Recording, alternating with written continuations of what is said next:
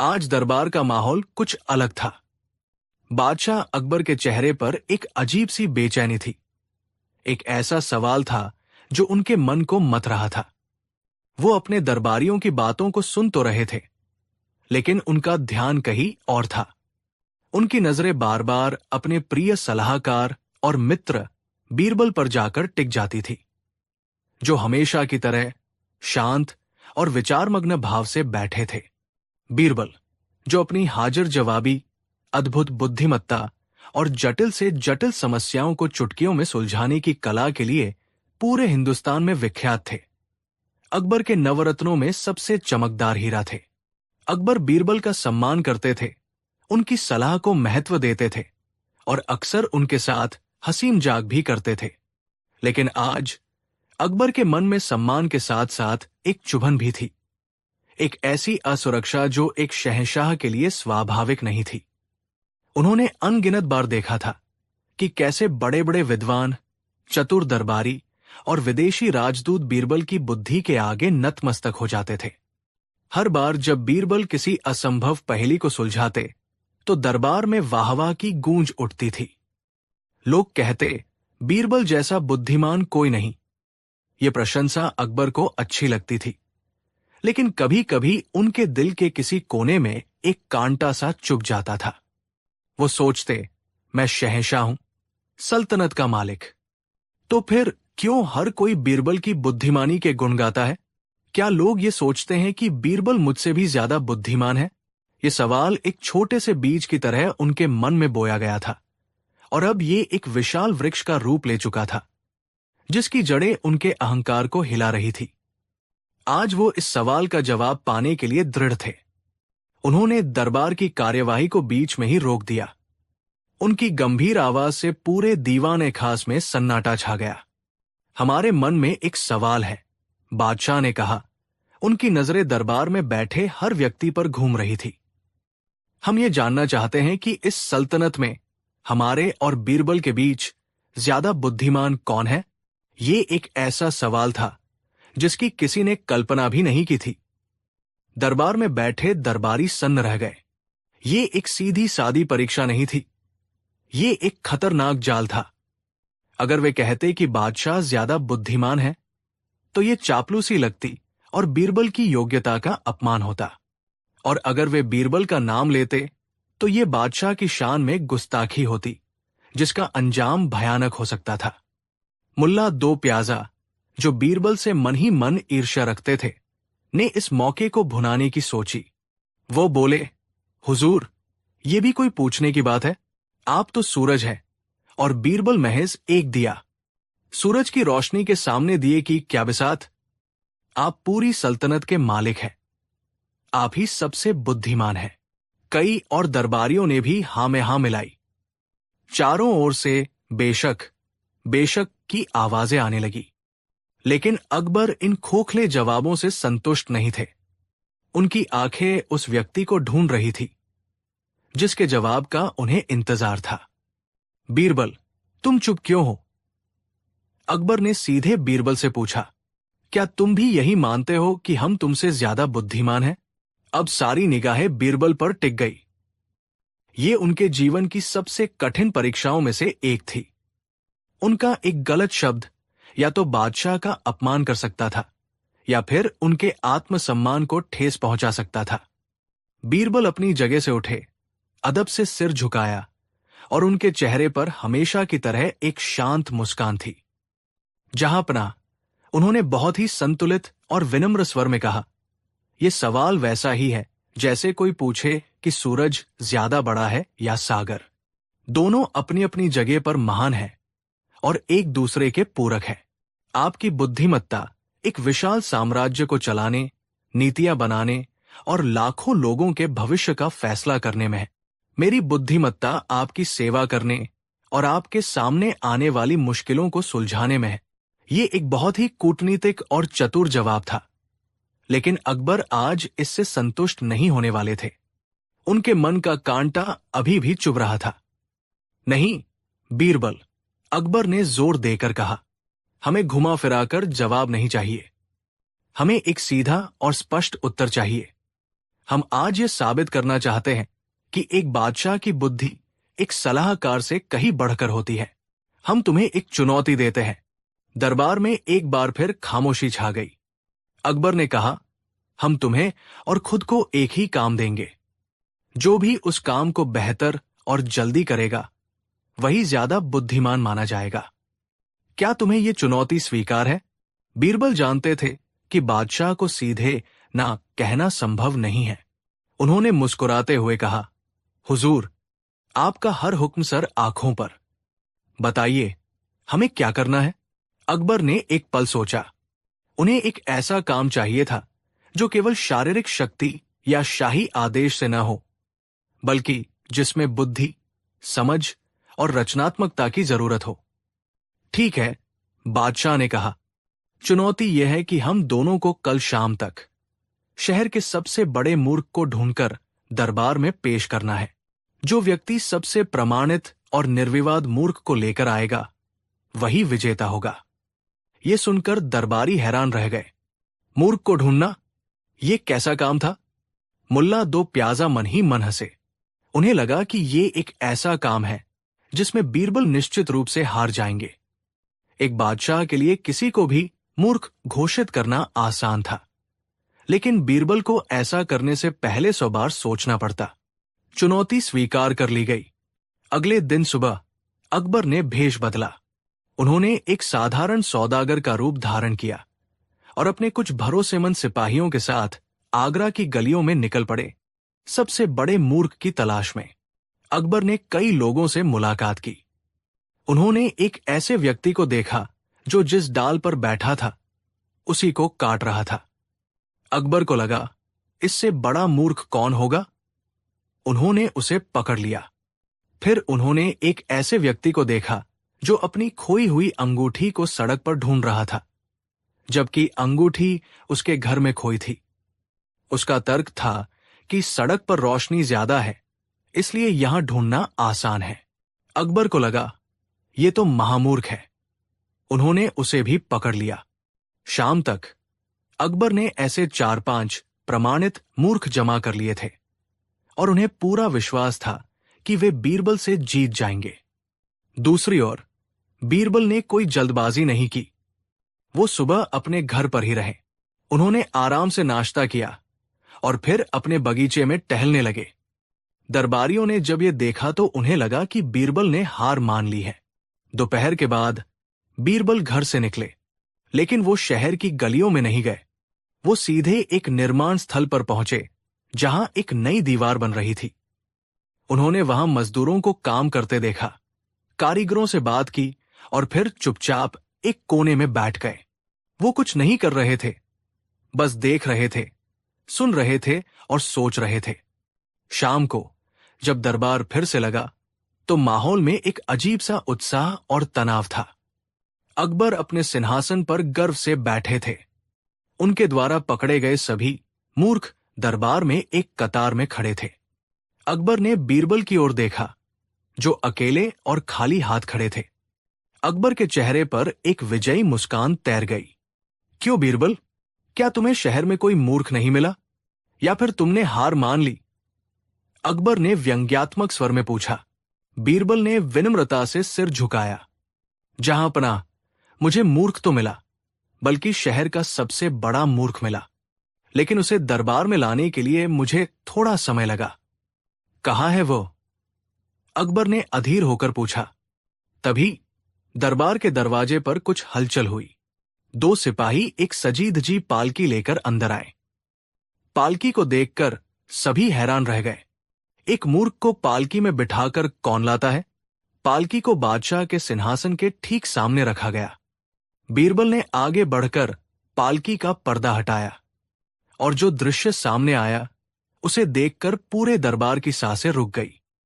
पालकी के अंदर कोई और नहीं बल्कि एक बड़ा सा आईना रखा हुआ था, और उस आईने में जिसकी छवि साफ साफ दिखाई दे रही थी वो थे स्वयं शहंशाह अकबर। दरबार में पिन ड्रॉप साइलेंस था। अकबर का चेहरा गुस्से से लाल हो गया। उनका शरीर कांपने लगा। ये एक सीधा अपमान था, एक अक्षम्य अपराध। बीरबल, ये क्या गुस्ताखी है? अकबर दहाड़े। तुम्हारी हिम्मत कैसे हुई हमें मूर्ख कहने की? क्या तुम अपनी जान से हाथ धोना चाहते हो? मुल्ला दो प्याजा और अन्य चापलूस दरबारियों को लगा कि आज बीरबल का अंतिम दिन है। वे मन ही मन खुश हो रहे थे, लेकिन बीरबल के चेहरे पर डर का कोई भाव नहीं था। वो शांत और अड़े खड़े थे। उन्होंने अदब से सिर झुकाया और बोले, गुस्ताखी माफ हो जहांपनाह। मैंने आपको मूर्ख नहीं कहा। मैंने तो केवल शहर के सबसे बड़े मूर्ख को आपके सामने पेश किया है। अब ये आप पर है कि आप उसे पहचाने या नहीं। अकबर ने गुस्से से पूछा, क्या मतलब है तुम्हारा? साफ साफ कहो। बीरबल ने अपनी बात स्पष्ट करनी शुरू की, और उनकी आवाज में इतनी तर्कसंगता और गहराई थी कि अकबर का गुस्सा धीरे धीरे शांत होने लगा। हुजूर, बीरबल ने कहा, आपने जिन लोगों को पकड़ा है वे शायद मूर्खतापूर्ण कार्य कर रहे थे। कोई डाल काट रहा था तो कोई गलत जगह अंगूठी ढूंढ रहा था। वे अपनी अज्ञानता या नासमझी के कारण ऐसा कर रहे थे। उनकी मूर्खता से केवल उन्हीं का नुकसान हो रहा था। लेकिन जहांपनाह, आप सोचिए, बीरबल ने आगे कहा, इस सल्तनत का सबसे बुद्धिमान, सबसे शक्तिशाली और सबसे जिम्मेदार व्यक्ति कौन है? वो आप है। आपके एक निर्णय पर लाखों लोगों का जीवन निर्भर करता है। आपके समय की कीमत सोने चांदी से भी ज्यादा है। आपका एक एक पल सल्तनत की भलाई में लगना चाहिए।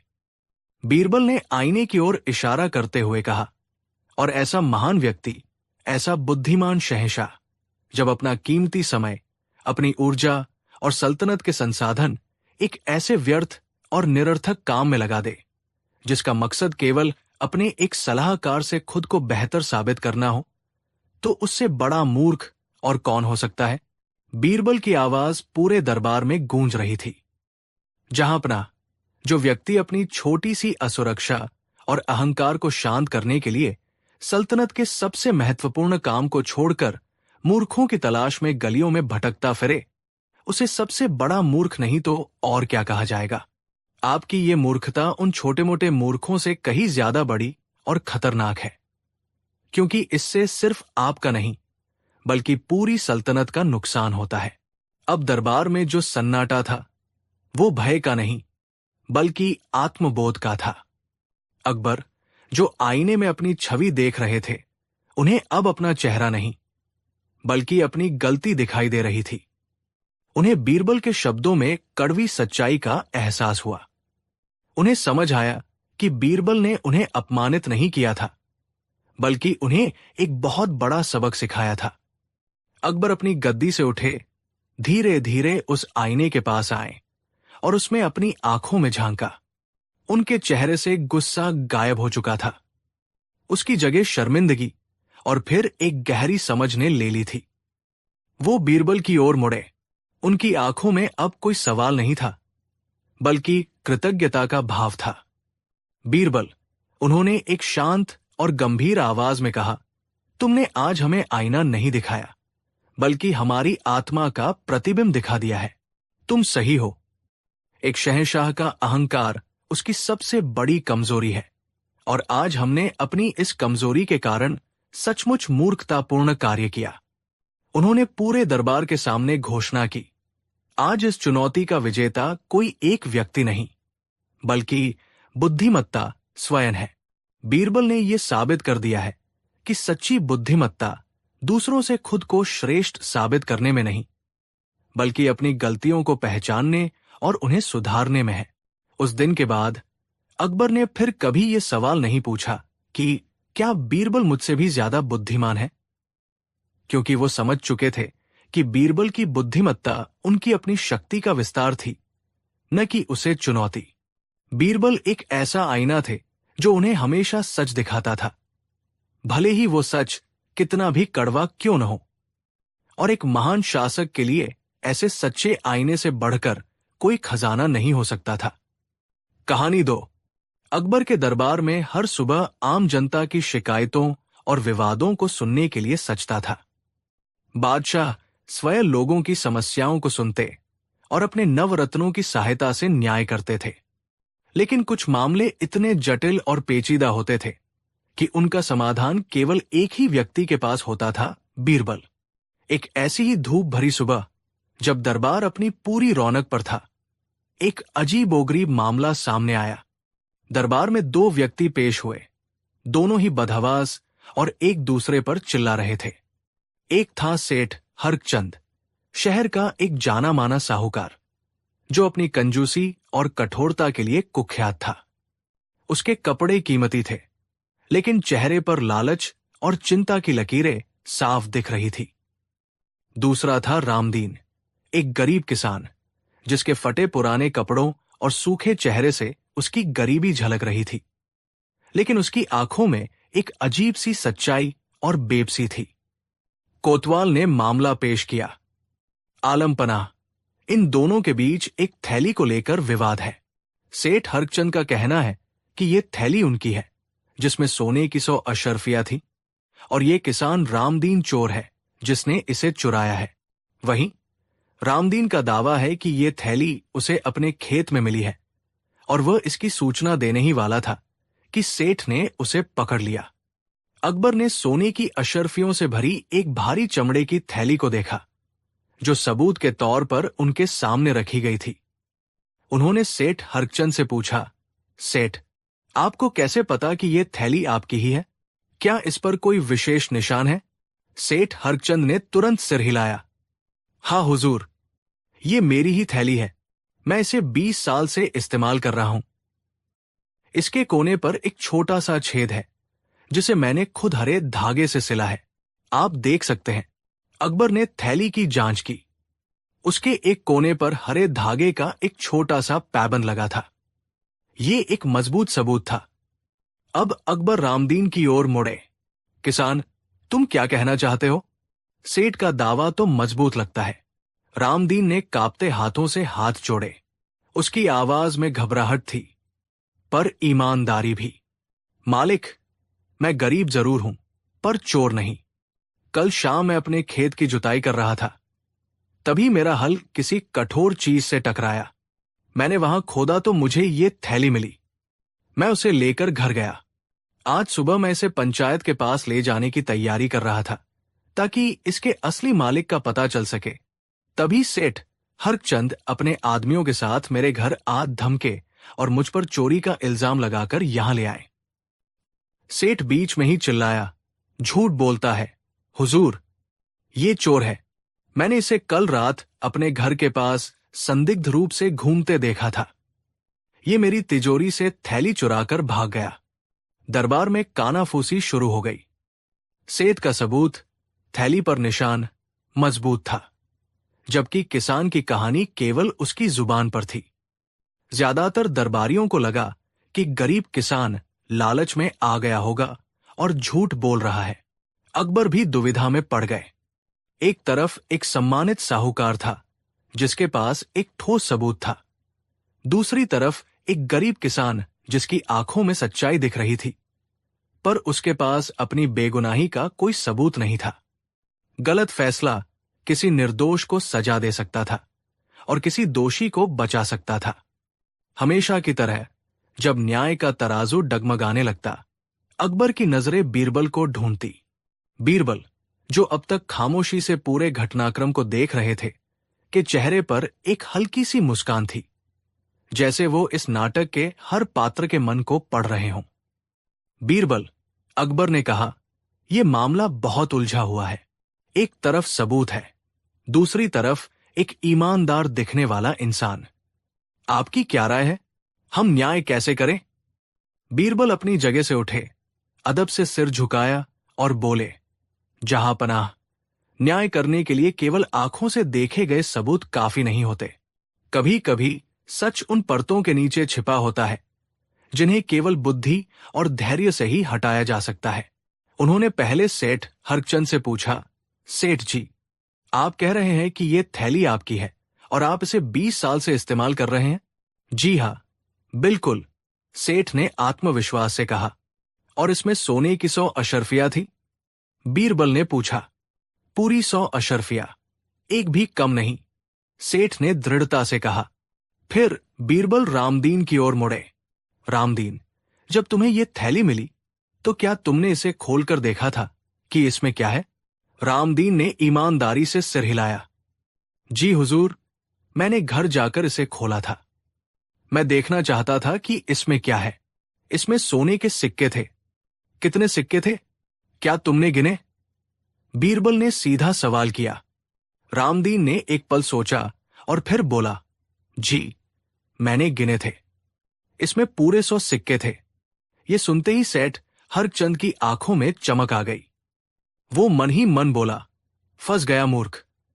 इसने खुद ही मान लिया कि इसमें 100 सिक्के हैं। अब तो ये पक्का चोर साबित होगा। अकबर और अन्य दरबारी भी हैरान थे। किसान ने खुद ही अपने खिलाफ एक और सबूत दे दिया था। लेकिन बीरबल के चेहरे पर कोई आश्चर्य नहीं था। उन्होंने अगला सवाल पूछा, जो सबको बहुत अजीब लगा। सेठ जी, आप एक साहूकार हैं। आप पैसों का लेन देन करते हैं। आपकी ये अशर्फियां ही नई नहीं होंगी। वे पुरानी और घिसी हुई होंगी, है ना? सेठ ने थोड़ा चौंक कर कहा, जी हां, वे कई सालों से मेरे पास थी। पुरानी और घिसी हुई ही थी। बीरबल ने फिर रामदीन से पूछा, रामदीन, तुमने जो सिक्के देखे, क्या वे नए और चमकदार थे या पुराने और घिसे हुए? रामदीन ने फिर ईमानदारी से जवाब दिया, हुजूर, सिक्के तो बिल्कुल नए लग रहे थे। उन पर चमक थी, जैसे अभी अभी टकसाल से बनकर आए हों। ये जवाब सुनते ही दरबार में फिर कानाफूसी शुरू हो गई। ये क्या हो रहा था? दोनों के बयान अलग अलग क्यों थे? बीरबल अब अपने असली खेल पर आए। उन्होंने अकबर से अनुमति लेकर उस थैली को अपने हाथ में लिया और उसकी अशर्फियों को एक बड़ी थाल में खाली कर दिया। सोने की अशर्फियां खनखनाती हुई थाल में गिरी और उनकी चमक से दरबारियों की आंखें चौंधिया गई। वे बिल्कुल नई और चमकदार थी। अब बीरबल ने अपना अगला और सबसे महत्वपूर्ण कदम उठाया। उन्होंने एक बड़े पतीले में पानी मंगवाया और उसे आग पर रखकर गर्म करने का आदेश दिया। जब पानी खौलने लगा तो बीरबल ने उन सभी 100 अशर्फियों को उस उबलते पानी में डाल दिया। दरबार में हर कोई हैरान था। बीरबल ये क्या कर रहे थे? सोने को उबालने का क्या मतलब? सेठ हरचंद का चेहरा पीला पड़ गया। उसे समझ नहीं आ रहा था कि बीरबल करना क्या चाहते हैं। कुछ देर तक अशर्फियों को पानी में उबलने देने के बाद बीरबल ने उन्हें बाहर निकालने का आदेश दिया। जब पानी थोड़ा ठंडा हुआ तो एक अद्भुत दृश्य सामने आया। पानी की सतह पर तेल और मैल की एक पतली परत तैर रही थी। पानी थोड़ा गंदा हो गया था। बीरबल ने अकबर को संबोधित करते हुए कहा, जहांपनाह, अब सच्चाई पानी की तरह साफ हो जाएगी। उन्होंने सेठ हरचंद की ओर मुड़कर कहा, सेठ जी, आपने कहा कि यह थैली आपकी है और आप इसे 20 साल से इस्तेमाल कर रहे हैं। इन 20 सालों में आपने अनगिनत बार इसमें हाथ डाला होगा। सिक्के रखे होंगे, निकाले होंगे। आपके हाथों का पसीना, धूल और मैल इन सिक्कों और थैली के अंदरूनी हिस्से में जरूर लगा होगा। फिर उन्होंने पानी की सतह पर तैरते मैल की ओर इशारा किया। देखिए, जब हमने इन सिक्कों को उबाला तो इनके ऊपर जमा हुआ मैल और तेल पानी में घुल गया। ये इस बात का सबूत है कि इन सिक्कों को लंबे समय तक किसी चमड़े की थैली में रखा गया है और उन्हें बार बार हाथों से छुआ गया है। सेठ हरचंद ने राहत की सांस ली। उसे लगा कि ये सबूत तो उसी के पक्ष में है, लेकिन बीरबल का असली दाव अभी बाकी था। उन्होंने अपनी गंभीर आवाज में कहा, लेकिन सेठ जी, आपने ये भी कहा था कि इस थैली में आपकी 100 अशर्फियां थी। और जब हमने इस गरीब किसान से पूछा तो इसने भी कहा कि इसमें 100 अशर्फियां है। बीरबल ने एक पल का नाटकीय मौन लिया और फिर अपनी आवाज बुलंद की, लेकिन आप दोनों झूठ बोल रहे हैं। असली चोर आप हैं, सेठ हरचंद। पूरा दरबार स्तब्ध रह गया। ये क्या कह रहे थे बीरबल? सेठ चिल्लाया, ये बकवास है। मैं चोर कैसे हो सकता हूं? मेरी ही तो अशर्फिया है। बीरबल ने मुस्कुराते हुए कहा, सेठ, तुम्हारी चोरी आज पकड़ी गई है। सुनो सब लोग, ये थैली इस किसान रामदीन को उसके खेत में मिली है। ये सच है, लेकिन ये थैली तुम्हारी नहीं है सेठ, ये किसी और की है। उन्होंने अपनी बात स्पष्ट की। रामदीन एक भोला भाला किसान है। जब उसे ये थैली मिली तो उसने ईमानदारी से घर जाकर सिक्के गिने। इसमें 100 सिक्के थे। आज जब दरबार में उससे पूछा गया तो उसने सच बता दिया कि उसने 100 सिक्के देखे।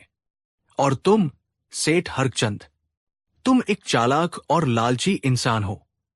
जब तुमने सुना कि किसान को सोने की अशर्फियों से भरी थैली मिली है तो तुम्हारे मन में लालच आ गया। तुमने सोचा कि इस मौके का फायदा उठाकर इन अशर्फियों को हड़प लिया जाए। तुमने इस थैली को अपना बताया और कहानी गढ़ दी कि इसमें तुम्हारी 100 अशर्फियां थी। बीरबल ने अपनी उंगली उठाते हुए कहा, तुम्हारी सबसे बड़ी गलती यही थी सेठ। तुमने वही संख्या बताई जो इस किसान ने बताई, 100। अगर यह थैली सचमुच तुम्हारी होती तो तुम्हें इसमें रखे सिक्कों की सही संख्या पता होती। बीरबल ने उस पतीले की ओर इशारा किया और अपना अंतिम और निर्णायक सबूत पेश किया। जहांपना, कृपया किसी को आदेश दे कि वो इस पतीले के पानी को छाने और इसके तल में देखें। एक सिपाही ने ऐसा ही किया। जब पानी छान लिया गया तो पतीले की तली में कुछ और भी था।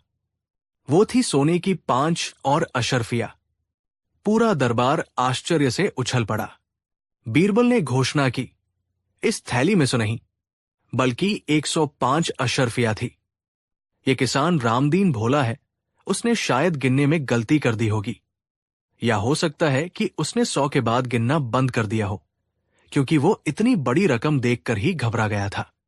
उसने ईमानदारी से वही बताया जो उसे याद था। लेकिन तुम सेठ हरचंद, अगर ये थैली तुम्हारी होती तो तुम्हें पता होता कि इसमें 105 अशर्फिया है, न कि 100। तुमने 100 इसलिए कहा क्योंकि तुमने रामदीन को यह कहते हुए सुन लिया था। तुमने सोचा कि उसकी बात को दोहराकर तुम अपनी कहानी को मजबूत कर लोगे। लेकिन तुम्हारी यही चालाकी तुम्हारी चोरी का सबसे बड़ा सबूत बन गई। तुमने उन सिक्कों पर दावा किया जिन्हें तुमने कभी देखा ही नहीं था। सेठ हरचंद का चेहरा सफेद पड़ गया था। उसके पास कहने के लिए कुछ नहीं बचा था। उसका लालच और झूठ सबके सामने आ चुका था। वो घुटनों के बल गिर पड़ा और अकबर के पैरों में पड़कर माफी मांगने लगा। अकबर बीरबल की इस अद्भुत न्याय पद्धति को देखकर दंग रह गए थे। उन्होंने केवल भौतिक सबूतों पर भरोसा नहीं किया, बल्कि मानव मनोविज्ञान, लालच और भोलेपन की गहरी समझ का इस्तेमाल करके सच को उजागर कर दिया था। अकबर ने आदेश दिया कि सेठ हरचंद को धोखाधड़ी और एक निर्दोष को फंसाने के जुर्म में दंडित किया जाए। उसकी संपत्ति का एक बड़ा हिस्सा उस पर जुर्माना लगाया गया। और वो थैली? बीरबल ने कहा, जहां पनाह, इस थैली का असली मालिक अभी भी अज्ञात है। इसे शाही खजाने में तब तक सुरक्षित रखा जाए जब तक इसका कोई सच्चा दावेदार सबूत के साथ सामने न आए। और इस किसान रामदीन को इसकी ईमानदारी के लिए शाही खजाने से 10 अशर्फियों का इनाम दिया जाए। रामदीन की आंखों में खुशी के आंसू थे। उसने बीरबल के पैर पकड़ लिए। उस दिन दरबार में मौजूद हर व्यक्ति ने बीरबल की बुद्धिमत्ता का एक और चमत्कार देखा। उन्होंने सीखा कि न्याय केवल सबूतों से नहीं होता, बल्कि सच और झूठ के बीच के बारीक अंतर को समझने की कला से होता है। और बीरबल इस कला के सबसे महान कलाकार थे। कहानी 3। एक दिन दरबार लगा हुआ था। शहंशाहेंद जलालुद्दीन मोहम्मद अकबर अपने भव्य सिंहासन पर विराजमान थे, पर उनके चेहरे पर एक शरारती मुस्कान थी, जो अक्सर किसी नई चुनौती या योजना का संकेत होती थी। आज दरबार में बीरबल की बुद्धिमत्ता की खूब प्रशंसा हो रही थी। हाल ही में बीरबल ने एक ऐसे जटिल मामले को सुलझाया था जिसमें बड़े बड़े काजी और विद्वान हार मान चुके थे। हर कोई बीरबल की वाहवाही कर रहा था। बीरबल जैसा कोई नहीं। उनकी बुद्धि तो दैवीय है। वो हर समस्या का हल जानते हैं। ये प्रशंसा अकबर को अच्छी तो लग रही थी, लेकिन उनके मन में एक चंचल विचार ने जन्म लिया। वो सोचने लगे, क्या सच में कोई ऐसा काम नहीं है जो बीरबल न कर सके? क्या उनकी बुद्धि की कोई सीमा नहीं है? क्यों ना आज उनकी परीक्षा ली जाए? क्यों ना उन्हें एक ऐसा काम दिया जाए जो वास्तव में असंभव हो? ये विचार आते ही उनकी आंखों में एक चमक आ गई। उन्होंने दरबार की कार्यवाही को रोक दिया और बीरबल को संबोधित किया।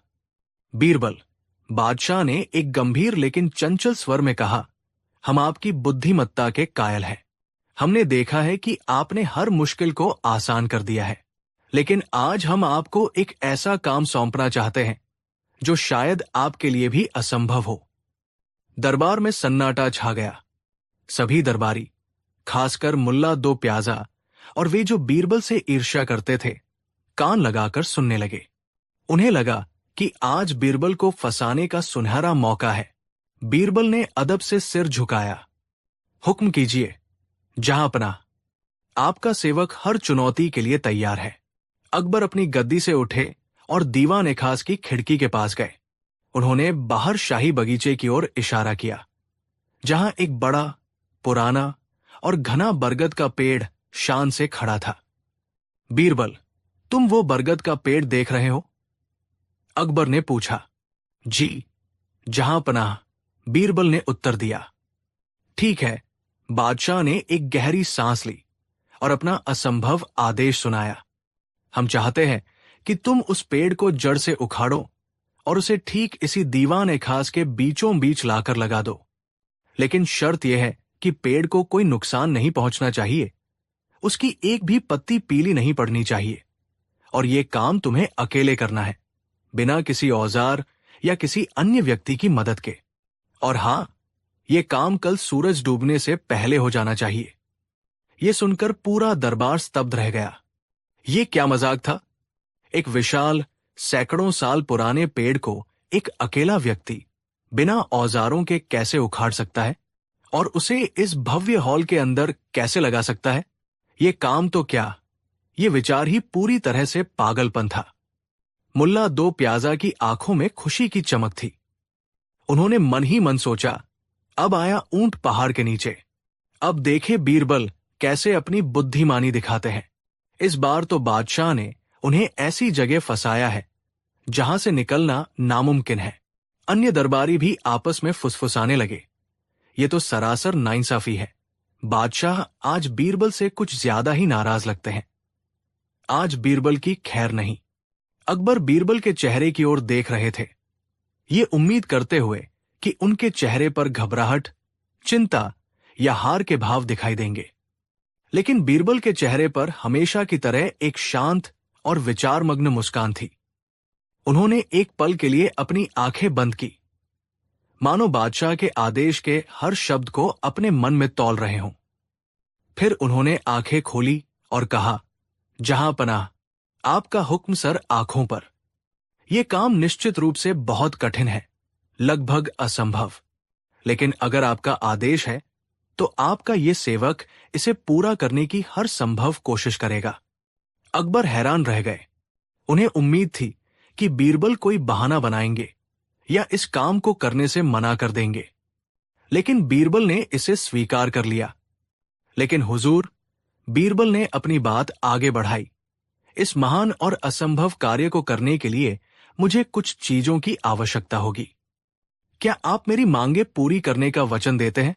अकबर ने उत्सुकता से पूछा, क्या चाहिए तुम्हें? कहो। उन्हें लगा कि बीरबल शायद कोई बहाना ढूंढ रहे हैं। बीरबल ने कहा, हुजूर, इस विशाल पेड़ को यहां लाने के लिए मुझे एक ऐसे रास्ते की जरूरत होगी जो पूरी तरह से खाली हो। इसलिए मेरा अनुरोध है कि कल सुबह से लेकर शाम तक शाही महल से लेकर उस बरगद के पेड़ तक का पूरा रास्ता खाली करवा दिया जाए। वहां कोई भी व्यक्ति, सिपाही या जानवर नहीं होना चाहिए। ठीक है, मंजूर है, अकबर ने कहा। और कुछ? जी जहांपनाह, बीरबल ने कहा। चूंकि ये एक चमत्कारी और असंभव काम है, इसे पूरा करने के लिए मुझे शाही खजाने की शक्ति की भी आवश्यकता होगी। मैं चाहता हूं कि शाही खजांची को आदेश दिया जाए कि वो कल सुबह 1,00,000 सोने की मोहरों से भरी एक बड़ी थैली मुझे सौंप दे। ये सुनकर दरबार में फिर से कानाफूसी शुरू हो गई। 1 लाख सोने की मोहरें, एक पेड़ को हिलाने के लिए इतने पैसों का क्या काम? अकबर को भी ये थोड़ा अजीब लगा, लेकिन उन्होंने सोचा कि ये बीरबल की कोई चाल है और वो अंत में हार मान लेंगे। ठीक है बीरबल, ये भी मंजूर है, अकबर ने कहा अपनी मुस्कान छिपाते हुए। तुम्हारी दोनों शर्तें मान ली गई, लेकिन याद रखना, अगर कल सूरज डूबने तक वो पेड़ यहां नहीं आया तो तुम्हें दरबार के सामने अपनी हार स्वीकार करनी होगी और ये मानना होगा कि दुनिया में कुछ काम ऐसे भी है जो तुम्हारी बुद्धि से परे हैं। मुझे मंजूर है, जहांपनाह, बीरबल ने सिर झुकाते हुए कहा और दरबार से चले गए। अगले दिन पूरा आगरा शहर इस अनोखी घटना का गवाह बनने के लिए उत्सुक था। शाही महल से लेकर उस बरगद के पेड़ तक का रास्ता पूरी तरह से खाली करा दिया गया था। हर गली, हर नुक्कड़ पर लोग छतों और खिड़कियों से झांक रहे थे, ये देखने के लिए कि बीरबल ये असंभव काम कैसे करेंगे। सुबह होते ही बीरबल शाही खजांची के पास पहुंचे और 1 लाख सोने की मोहरों से भरी भारी भरकम थैली ले ली। फिर वो अकेले ही उस खाली रास्ते पर चलते हुए बरगद के पेड़ की ओर बढ़ चले। उनके हाथ में न कोई कुदाल थी, न कोई फावड़ा, बस वो सोने की मोहरों की थैली थी। मुल्ला दो प्याजा और अन्य दरबारी दूर से छिपकर ये सब देख रहे थे। देखो देखो, मुल्ला ने कहा, ये पागल हो गया है, ये सोने की मोहरों से पेड़ उखाड़ेगा, आज इसकी सारी हैकड़ी निकल जाएगी। बीरबल उस विशाल बरगद के पेड़ के पास पहुंचे। उन्होंने पेड़ को प्रणाम किया और फिर उसके चारों ओर चक्कर लगाने लगे, मानो उसका निरीक्षण कर रहे हों। फिर उन्होंने एक बहुत ही अजीब काम करना शुरू किया। उन्होंने सोने की मोहरों की थैली खोली और उसमें से मुट्ठी भर भर कर मोहरें निकालने लगे और उन्हें पेड़ के चारों ओर जमीन पर बिखेरना शुरू कर दिया। वो पेड़ की जड़ों के पास, तने के चारों ओर, हर जगह सोने की मोहरें फेंक रहे थे। ये देखकर दूर से देख रहे लोग हैरान रह गए। ये क्या कर रहा है? क्या बीरबल सोने से पेड़ को रिश्वत दे रहा है? लगता है इनका दिमाग फिर गया है। बीरबल ने लगभग आधी थैली खाली कर दी। पूरा पेड़ सोने की मोहरों से चमक रहा था। फिर वो पेड़ के तने पर हाथ रखकर उससे बातें करने लगे, जैसे वो कोई इंसान हो। हे महान वृक्ष, बीरबल ने जोर से कहा ताकि दूर खड़े लोग भी सुन सके, तुम सालों से यहां खड़े हो। तुमने कई मौसम देखे हैं, लेकिन अब शहंशाह हिंद का हुक्म है कि तुम्हें यहां से चलकर दीवान खास में जाना है। उन्होंने एक पल का मौन रखा और फिर बोले, देखो मैं तुम्हारे लिए कितना कुछ लाया हूं। 1 लाख सोने की मोहरें, ये सब तुम्हारे लिए है। बस तुम्हें मेरे साथ चलना है। क्या तुम मेरी बात नहीं मानोगे? पेड़, जाहिर है, अपनी जगह से हिला तक नहीं। बीरबल ने अपना सिर हिलाया, जैसे वो निराश हो। ठीक है, लगता है तुम ऐसे नहीं मानोगे। फिर उन्होंने अपनी आवाज और ऊंची की और एक नाराज लहजे में बोले, सुनो पेड़, अगर तुम मेरी बात शांति से नहीं मानोगे तो मुझे जबरदस्ती करनी पड़ेगी। शहंशाह का हुक्म है और उसे टाला नहीं जा सकता। अगर तुम नहीं चले तो मुझे तुम्हें जड़ से उखाड़ना पड़ेगा और फिर तुम्हारी खैर नहीं। ये सब देखकर अकबर, जो अपने महल की छत से ये नाटक देख रहे थे, हंसने लगे। लगता है बीरबल आज सच में हार मान लेंगे। वो पेड़ से बातें कर रहे हैं, लेकिन तभी बीरबल ने कुछ ऐसा किया जिसकी किसी ने कल्पना भी नहीं की थी। वो पेड़ से थोड़ी दूर हटे और जमीन पर बिखरी सोने की मोहरों की ओर इशारा करते हुए चिल्लाए, अरे आगरा के लोगों, सुनो, ये पेड़ बहुत ही घमंडी और लालची है। मैंने इसे 1 लाख सोने की मोहरें दी ताकि ये शांति से शहंशाह के पास चल सके, लेकिन इसने ये सारी मोहरें ले ली और अब ये अपनी जगह से हिलने को तैयार नहीं है। इसने शहंशाह के खजाने को धोखा दिया है। उन्होंने अपनी आवाज में और दर्द भरते हुए कहा, ये पेड़ एक चोर है, एक बेईमान है। इसने शाही खजाने से इतनी बड़ी रकम हड़प ली है। ये सल्तनत का गुनहगार है। ये सुनते ही जो लोग दूर खड़े होकर तमाशा देख रहे थे, वे चौंक गए। उनके कानों में 1,00,000 सोने की मोहरें, और पेड़ ने हड़प ली जैसे शब्द गूंजने लगे। पहले तो वे कुछ समझ नहीं पाए, लेकिन फिर उनकी नजरों में लालच की चमक आ गई। 1,00,000 सोने की मोहरें, वो भी जमीन पर बिखरी हुई। एक आदमी भीड़ से चिल्लाया, ये पेड़ चोर है, इसने हमारा सोना चुराया है। दूसरा बोला, ऐसे बेईमान पेड़ को तो सजा मिलनी चाहिए, इसे जड़ से उखाड़ फेंकना चाहिए। और फिर जो हुआ वो अद्भुत था। एक एक करके लोग अपने घरों से कुदाल, फावड़े, सबल और जो कुछ भी उनके हाथ लगा लेकर उस बरगद के पेड़ की ओर दौड़ पड़े। हमारा सोना वापस करो, इस चोर पेड़ को उखाड़ो के नारों से आसमान गूंजने लगा। देखते ही देखते सैकड़ों लोगों की गुस्साई भीड़ ने उस विशाल बरगद के पेड़ पर हमला बोल दिया। कोई उसकी जड़ें खोद रहा था, कोई उसकी शाखाएं खींच रहा था। हर कोई उस छुपे हुए खजाने को पाने के लिए बेताब था। बीरबल एक तरफ खड़े होकर शांति से ये सब देख रहे थे। अकबर, जो ये सब अपनी छत से देख रहे थे, का मुंह आश्चर्य से खुला का खुला रह गया। उन्होंने कभी सपने में भी नहीं सोचा था कि बीरबल ऐसा कुछ करेंगे। उन्होंने बीरबल को अकेले काम करने को कहा था, और बीरबल ने अकेले ही पूरी भीड़ को अपना औजार बना लिया था। कुछ ही घंटों की मशक्कत के बाद सैकड़ों लोगों की ताकत के आगे वो विशाल बरगद का पेड़ हार गया। वो अपनी जड़ों समेत जमीन से उखड़ गया। लोगों ने उसे घसीटना शुरू कर दिया, ये सोचते हुए कि शायद खजाना उसकी जड़ों में छिपा है। बीरबल ने भीड़ को संबोधित किया, रुको, शहंशाह का हुक्म है कि इस पेड़ को दीवान-ए-खास में ले जाया जाए। वही इसका हिसाब किताब होगा और तुम सबको तुम्हारा इनाम मिलेगा। लालच में अंधी भीड़ उस विशाल पेड़ को घसीटते हुए, खींचते हुए शाही महल की ओर चल पड़ी। सूरज डूबने से ठीक पहले वो पेड़ दीवान-ए-खास के दरवाजे पर पहुंच चुका था। अकबर दौड़े दौड़े नीचे आए। वो अपनी आंखों पर विश्वास नहीं कर पा रहे थे। वो असंभव काम जो उन्होंने बीरबल को दिया था पूरा हो चुका था। पेड़ उनके सामने था, उखड़ा हुआ। बीरबल ने बादशाह के सामने सिर झुकाया। जहां अपना, आपका हुक्म पूरा हुआ। ये पेड़ यहां आ गया है। हां, ये बात और है कि इस चोर को यहां लाने में इसकी हालत थोड़ी खराब हो गई है और इसकी कुछ पत्तियां भी पीली पड़ गई है। अकबर हंस पड़े। वो खुलकर हंसे। उनकी हंसी पूरे दरबार में गूंज उठी। वो समझ गए कि बीरबल ने एक बार फिर अपनी बुद्धि से असंभव को संभव कर दिखाया था। मान गए बीरबल, मान गए। अकबर ने कहा, तुमने हमें गलत साबित कर दिया। हमने तुम्हें अकेले काम करने को कहा था और तुमने अकेले ही पूरी सल्तनत को काम पर लगा दिया। हमने तुम्हें बिना औजार के काम करने को कहा था और तुमने लालच को अपना सबसे बड़ा औजार बना लिया।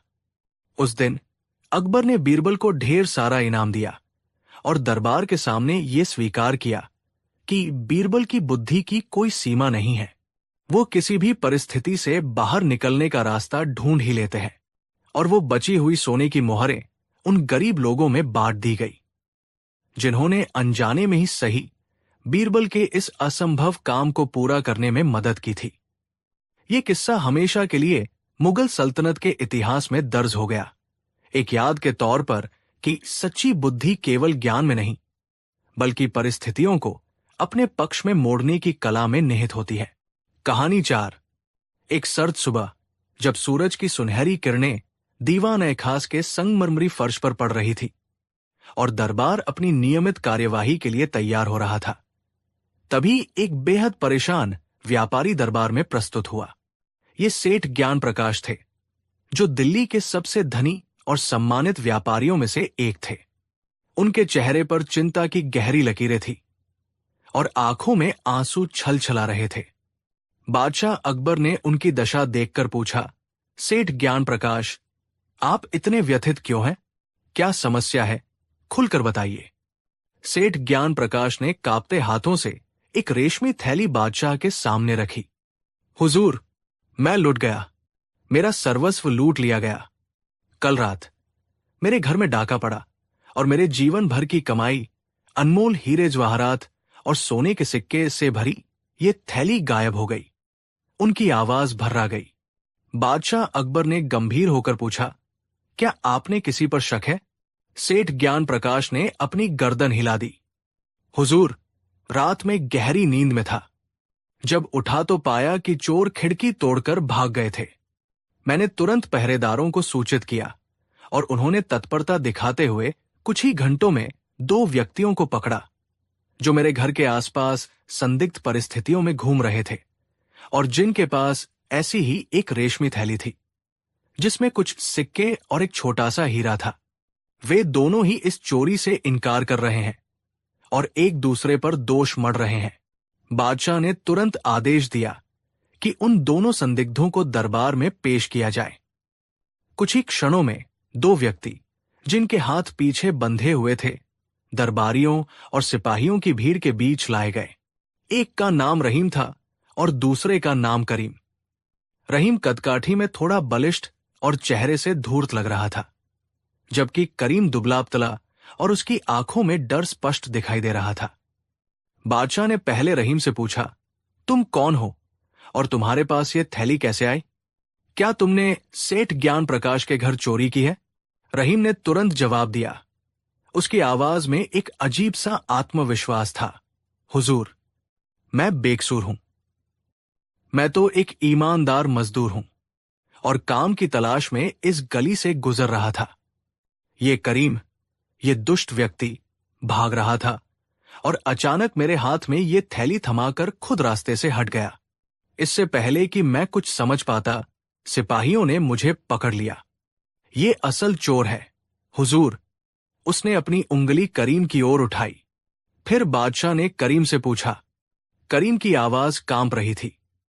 जहां पनाह, ये रहीम झूठ बोल रहा है। मैं तो राहगीर था। मैंने देखा कि रहीम एक घर से कूदकर भाग रहा था और उसके हाथ में ये थैली थी। जब उसने मुझे देखा तो उसने मुझ पर हमला कर दिया और इस थैली को मेरे हाथ में जबरदस्ती थमा दिया ताकि मैं फंस जाऊं। मैं चोर नहीं हूं, हुजूर। ये रहीम ही असली चोर है। करीम ने अपनी बेबसी दर्शाने के लिए हाथ जोड़े।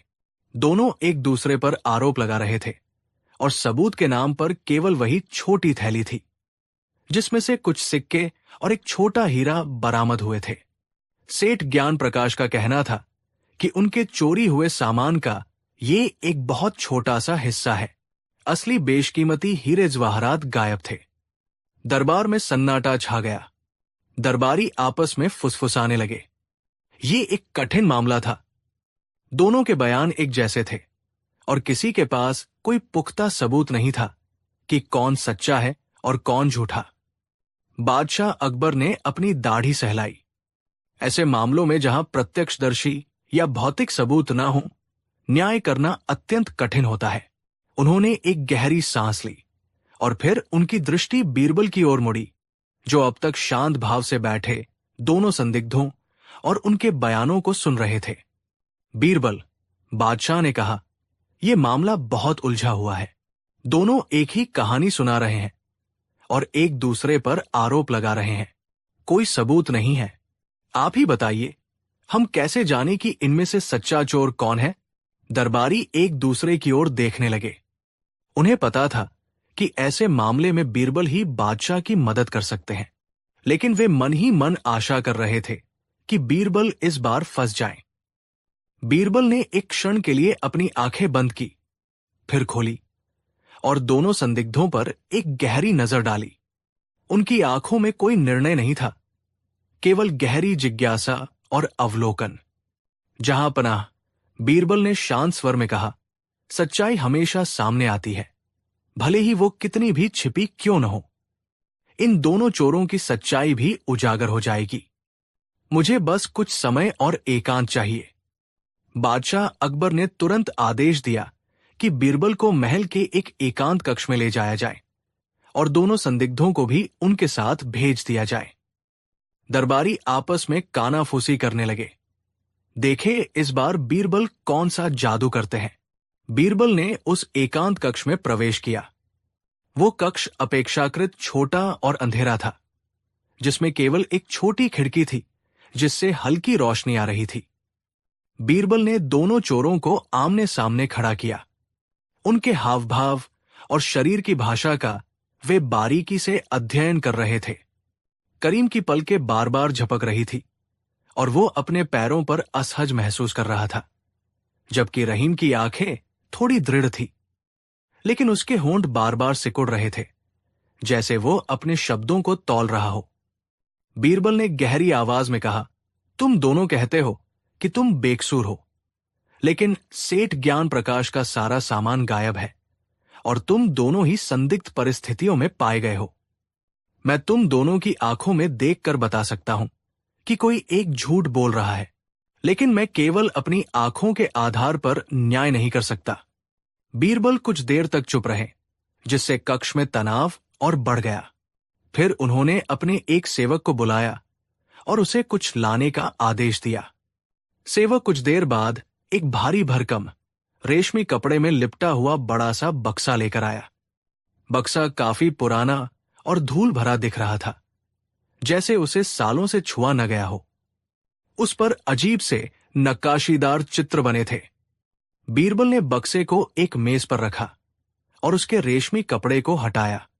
भीतर एक और लकड़ी का बक्सा था, जो कसकर बंद था। बीरबल ने उस बक्से पर हाथ फेरते हुए कहा, तुम जानते हो, यह कोई साधारण बक्सा नहीं है। ये सत्य का बक्सा कहलाता है। इसमें सेठ ज्ञान प्रकाश के चोरी हुए सारे हीरे जवाहरात और सोने के सिक्के रखे हैं। दोनों चोरों की आंखों में चमक आ गई। फिर तुरंत ही वे अपनी भावनाओं को छिपाने की कोशिश करने लगे। रहीम के चेहरे पर एक पल के लिए लोभ की झलक आई, जबकि करीम का चेहरा और पीला पड़ गया। सदियों पहले मेरे पूर्वजों ने इस बक्से को एक प्राचीन ऋषि से प्राप्त किया था। बीरबल ने अपनी कहानी जारी रखी। इस बक्से में एक अद्भुत शक्ति है। इसमें रखे हीरे जवाहरात और सोने के सिक्के अगर किसी चोर के हाथों से छुए जाएं, तो वे तुरंत लाल गर्म हो जाते हैं और चोर के हाथों को बुरी तरह जला देते हैं। लेकिन अगर कोई निर्दोष व्यक्ति उन्हें छुए, तो वे ठंडे और आरामदायक बने रहते हैं। बीरबल ने गहरी सांस ली। आज रात तुम दोनों को इस बक्से में हाथ डालकर असली गहनों को बाहर निकालना होगा। मैं देखता हूं कि कौन सच बोल रहा है और किसके हाथ जलते हैं। रहीम और करीम एक दूसरे को देखने लगे। रहीम के माथे पर पसीना आ गया। उसके मन में लालच और डर का भयानक युद्ध छिड़ गया। उसने सोचा, अगर बीरबल सच बोल रहा है तो मेरे हाथ जल जाएंगे और मैं पकड़ा जाऊंगा, लेकिन अगर यह सिर्फ एक चाल है तो मैं बच सकता हूं। करीम, जो सचमुच बेकसूर था, उसके मन में भी डर समा गया। उसने सोचा, क्या यह सच में ऐसा बक्सा है? मैं तो निर्दोष हूं, मेरे हाथ क्यों जलेंगे? लेकिन अगर जल गए तो? बीरबल ने उस बक्से को खोला। भीतर वास्तव में कई सारे चमचमाते हीरे, पन्ने और मोतियों के हार तथा सोने के सिक्कों का ढेर था, जो रोशनी में जगमगा रहे थे। बीरबल ने जानबूझकर ऐसा दिखावा किया कि वे बेशकीमती वस्तुएं अत्यंत दुर्लभ और आकर्षक हैं। अब सुनो मेरी बात, बीरबल ने गंभीर स्वर में कहा, यह परीक्षण आज रात अंधेरे में होगा। तुम दोनों को एक एक करके इस कक्ष में आना होगा। मैं बक्सा यहीं मेज पर रखूंगा। तुम आओगे, इस बक्से से मुट्ठी भर हीरे और सोने के सिक्के निकालोगे और उन्हें अपनी जेब में रख लोगे। फिर तुम बाहर चले जाओगे। उन्होंने आगे कहा, मैं इस कक्ष में एक दीपक जलाकर रखूंगा, जिसकी लौ थोड़ी मंद होगी, ताकि तुम्हें चीजें साफ दिखें, पर बक्से की रहस्यमयी शक्ति पर अंधेरे का असर न पड़े। तुम्हें कोई आवाज नहीं करनी है। सुबह जब सूरज निकलेगा, मैं तुम दोनों के हाथ देखूंगा। जिसके हाथ जले होंगे वो चोर होगा, और जिसके हाथ ठीक होंगे वो बेकसूर। रहीम का दिल धक धक कर रहा था। वह जानता था कि उसने चोरी की है। बीरबल की कहानी ने उसके मन में डर बिठा दिया था। उसे लगा कि वो सचमुच जल जाएगा। करीम भी डरा हुआ था, लेकिन उसने सोचा कि अगर वो बेकसूर है तो उसे डरने की जरूरत नहीं। रात गहरा गई। बीरबल ने दोनों चोरों को अलग अलग कक्षों में बंद कर दिया ताकि वे आपस में बात न कर सकें। मध्य रात्रि में बीरबल ने पहले करीम को बुलाया। करीम ने कांपते कदमों से कक्ष में प्रवेश किया। दीपक की मंद रोशनी में बक्सा रहस्यमय दिख रहा था। करीम ने एक गहरी सांस ली। वो बेकसूर था, इसलिए उसने साहस जुटाया। उसने धीरे से बक्से में हाथ डाला, मुट्ठी भर हीरे और सिक्के उठाए। उन्हें महसूस किया कि वे ठंडे हैं और अपनी जेब में रख लिए। फिर बाहर निकल गया। उसके हाथ में कोई जलन नहीं हुई, कोई दर्द नहीं हुआ। उसने राहत की सांस ली। फिर बीरबल ने रहीम को बुलाया। रहीम कांप रहा था। उसके दिमाग में बार बार बीरबल की बात घूम रही थी। गर्म हो जाते हैं और हाथों को बुरी तरह जला देते हैं। उसने सोचा, मुझे चोरी स्वीकार कर लेनी चाहिए थी। लेकिन फिर लालच और बचने की चाहत ने उसे प्रेरित किया। उसने सोचा, मैं हाथ तो डालूंगा, लेकिन इन जलने वाले हीरों को छूऊंगा नहीं। मैं बस हाथ डालूंगा और खाली हाथ बाहर आ जाऊंगा। बीरबल को कैसे पता चलेगा? रहीम ने धीरे से कक्ष में प्रवेश किया। बक्से पर उसकी नजर पड़ी। उसने सावधानी से हाथ बक्से के भीतर डाला। उसका हाथ हीरों और सिक्कों को छूने से कतरा रहा था। वो डर रहा था कि कहीं उसके हाथ जल न जाएं। उसने अपनी उंगलियों को कसकर बंद रखा ताकि कुछ भी पकड़ में न आए। उसने कुछ देर तक हाथ बक्से के भीतर रखा, फिर धीरे से अपना खाली हाथ बाहर निकाला और कक्ष से बाहर चला गया। उसने राहत की सांस ली कि उसके हाथ जले नहीं। अगले दिन सुबह जब दरबार फिर से लगा तो बादशाह अकबर, सेठ ज्ञान प्रकाश और सभी दरबारी उत्सुकता से बीरबल के आने का इंतजार कर रहे थे। कुछ ही देर में बीरबल दोनों चोरों रहीम और करीम के साथ दरबार में प्रवेश किया। बादशाह अकबर ने तुरंत पूछा, बीरबल, क्या सच्चाई सामने आ गई? कौन है असली चोर? बीरबल ने मुस्कुराते हुए कहा, जहां पनाह, सच्चाई हमेशा अपनी निशानियां छोड़ जाती है। उन्होंने पहले करीम की ओर इशारा किया। करीम, कृपया अपने हाथ दिखाइए। करीम ने तुरंत अपने हाथ आगे बढ़ाए। उसके हाथ बिल्कुल सामान्य थे। उनमें कोई जलन या लाल निशान नहीं थे। बीरबल ने कहा, जैसा कि आप देख सकते हैं, करीम के हाथों पर कोई निशान नहीं है। वो बेकसूर है। सेठ ज्ञान प्रकाश और दरबारियों ने राहत की सांस ली। फिर सभी की नजरें रहीम पर टिक गई।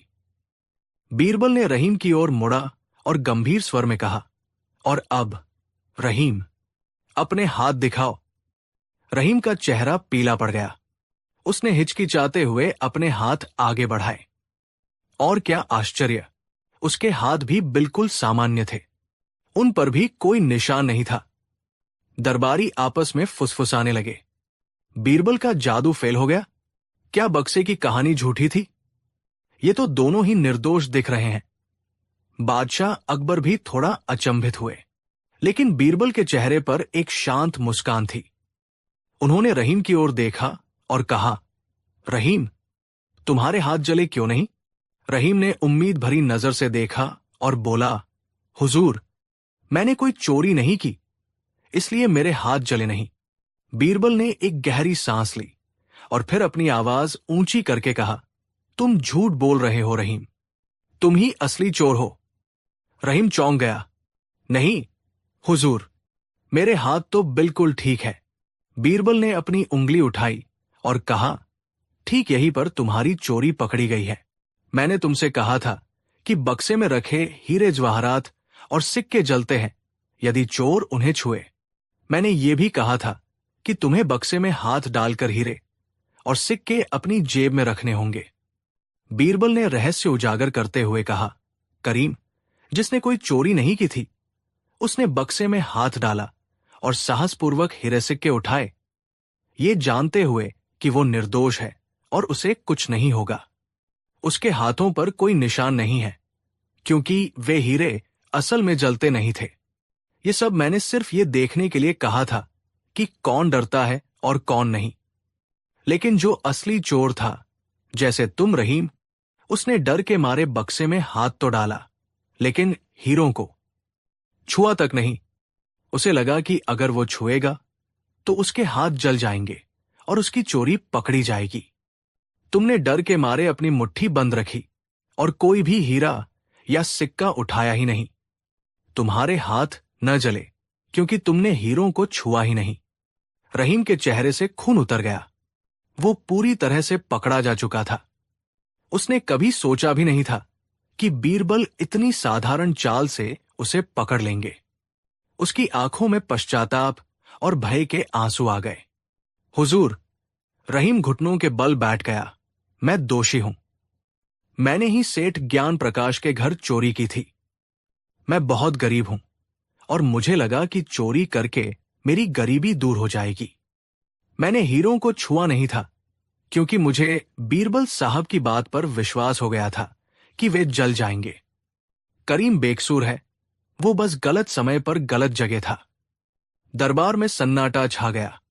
सेठ ज्ञान प्रकाश की आंखें बीरबल के प्रति कृतज्ञता से भर गई। बादशाह अकबर ने बीरबल की ओर देखा और उनके चेहरे पर एक गौरवपूर्ण मुस्कान थी। बीरबल, बादशाह ने कहा, आपकी बुद्धि का कोई सानी नहीं। आपने बिना किसी बाहरी सबूत के केवल मानवीय स्वभाव की गहरी समझ से सच्चाई को सामने ला दिया। बीरबल ने विनम्रता से सिर झुकाया। बादशाह अकबर ने रहीम को उसकी चोरी के लिए कारावास का दंड दिया और आदेश दिया कि उससे चोरी हुआ सारा सामान वापस लिया जाए और सेठ ज्ञान प्रकाश को लौटाया जाए। करीम को तुरंत आजाद कर दिया गया और उसे अपनी ईमानदारी के लिए कुछ सिक्के इनाम में भी दिए गए। इस घटना ने एक बार फिर साबित कर दिया कि बादशाह अकबर का बीरबल पर अटूट विश्वास सही था। बीरबल ने न केवल न्याय किया बल्कि यह भी दिखाया कि सत्य को कभी भी छिपाया नहीं जा सकता और एक बुद्धिमान व्यक्ति के लिए मानव मन की गहराई ही सबसे बड़ा सबूत होती है।